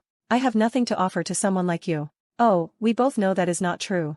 As for the deal, I will teach you magic. In exchange, I want you to sign a magical contract for me." Credence frowned after hearing this, then he thought about it for a moment before answering, "I am sorry, but I have someone else as my teacher. So, I will not sign any binding contract without even knowing what it is for." Edward was not that surprised, as he could read Credence's mind like it was a well-written novel. "So," he said, "are you referring to the promise that Percival Graves gave you?" "Unfortunately, you are gravely mistaken if you think that he will keep his words." "What do you mean by that?" asked Credence, a little agitated. "Percival is the kind of person that despises muggles or the no-mage, and without knowing how incredible your talents actually are, he will easily get rid of you after he believes that you have found what he is looking for. Of course, once he realized that you were what he was looking for, he would be more than happy to change his tune." After frowning for a moment, Credence then asked, "How do I know you are not like him? After getting what you want from me, you will also break your promise." "Well, I can say that I am the kind of man that always keeps his words, but that would not be nearly enough. However, the magical contract that we will sign will have a clause that states that I have to teach you a certain amount of magic for a certain period of time." Credence frowned as he pondered whether to accept this deal. Upon noticing his struggle, Edward smiled before saying, "You do not need to answer me right away. I can give you some time before making a decision. However, I still need to make some preparations so that you do not reveal our discussion tonight." After that he took out his wand, and Credence took a step back. "You do not need to be alert. I just want to prevent you from accidentally or intentionally revealing my information to Percival Graves. Additionally, I can honestly tell you that even if you use your powers, you are still not a threat to me." Edward was not lying. Although the power of an obscurus is tremendous, he still has many ways to deal with it. A lot of dark magic like fiend fire and elemental spells are more than enough to deal with him. Not to mention that he can still run away with apparition if needed. With a wave of his wand, he placed a lock in Credence's memory, just like he did to the Gryffindor trio and Hagrid when they were talking in the shack a few months ago. So, if he tries to reveal any information about him, he will instantly forget Edward. As a matter of fact, Edward placed a similar lock in his own memory regarding the code he used to gain control of his gate of world in case something goes wrong. Only when certain conditions are met that he will remember this code. The reason he did that was in case he ever encountered a person strong enough to be able to read his memory. In that way, his gate will be protected and almost impossible to fall in the wrong hand. Even if a person used polyjuice potions or similar disguise to try to gain control of his gate, all the security measures will prevent that from happening. So, unless the person has the code, it is impossible to control the gate. If they try to use force, the gate is programmed to attack any intruder. And if that also fails, it will initiate the self-destruction sequence in an attempt to try to kill the invader. After preventing Credence from revealing his identity, Edward left in order to wait for the right time to appear again, and he knew that it was not long before Percival would reveal his true nature to Credence.fe.m. Then, Edward will show up and offer his help again. By then, with the knowledge he acquired from Newt, and after studying Credence, he will have a deep understanding of the magical entity known as Obscurus.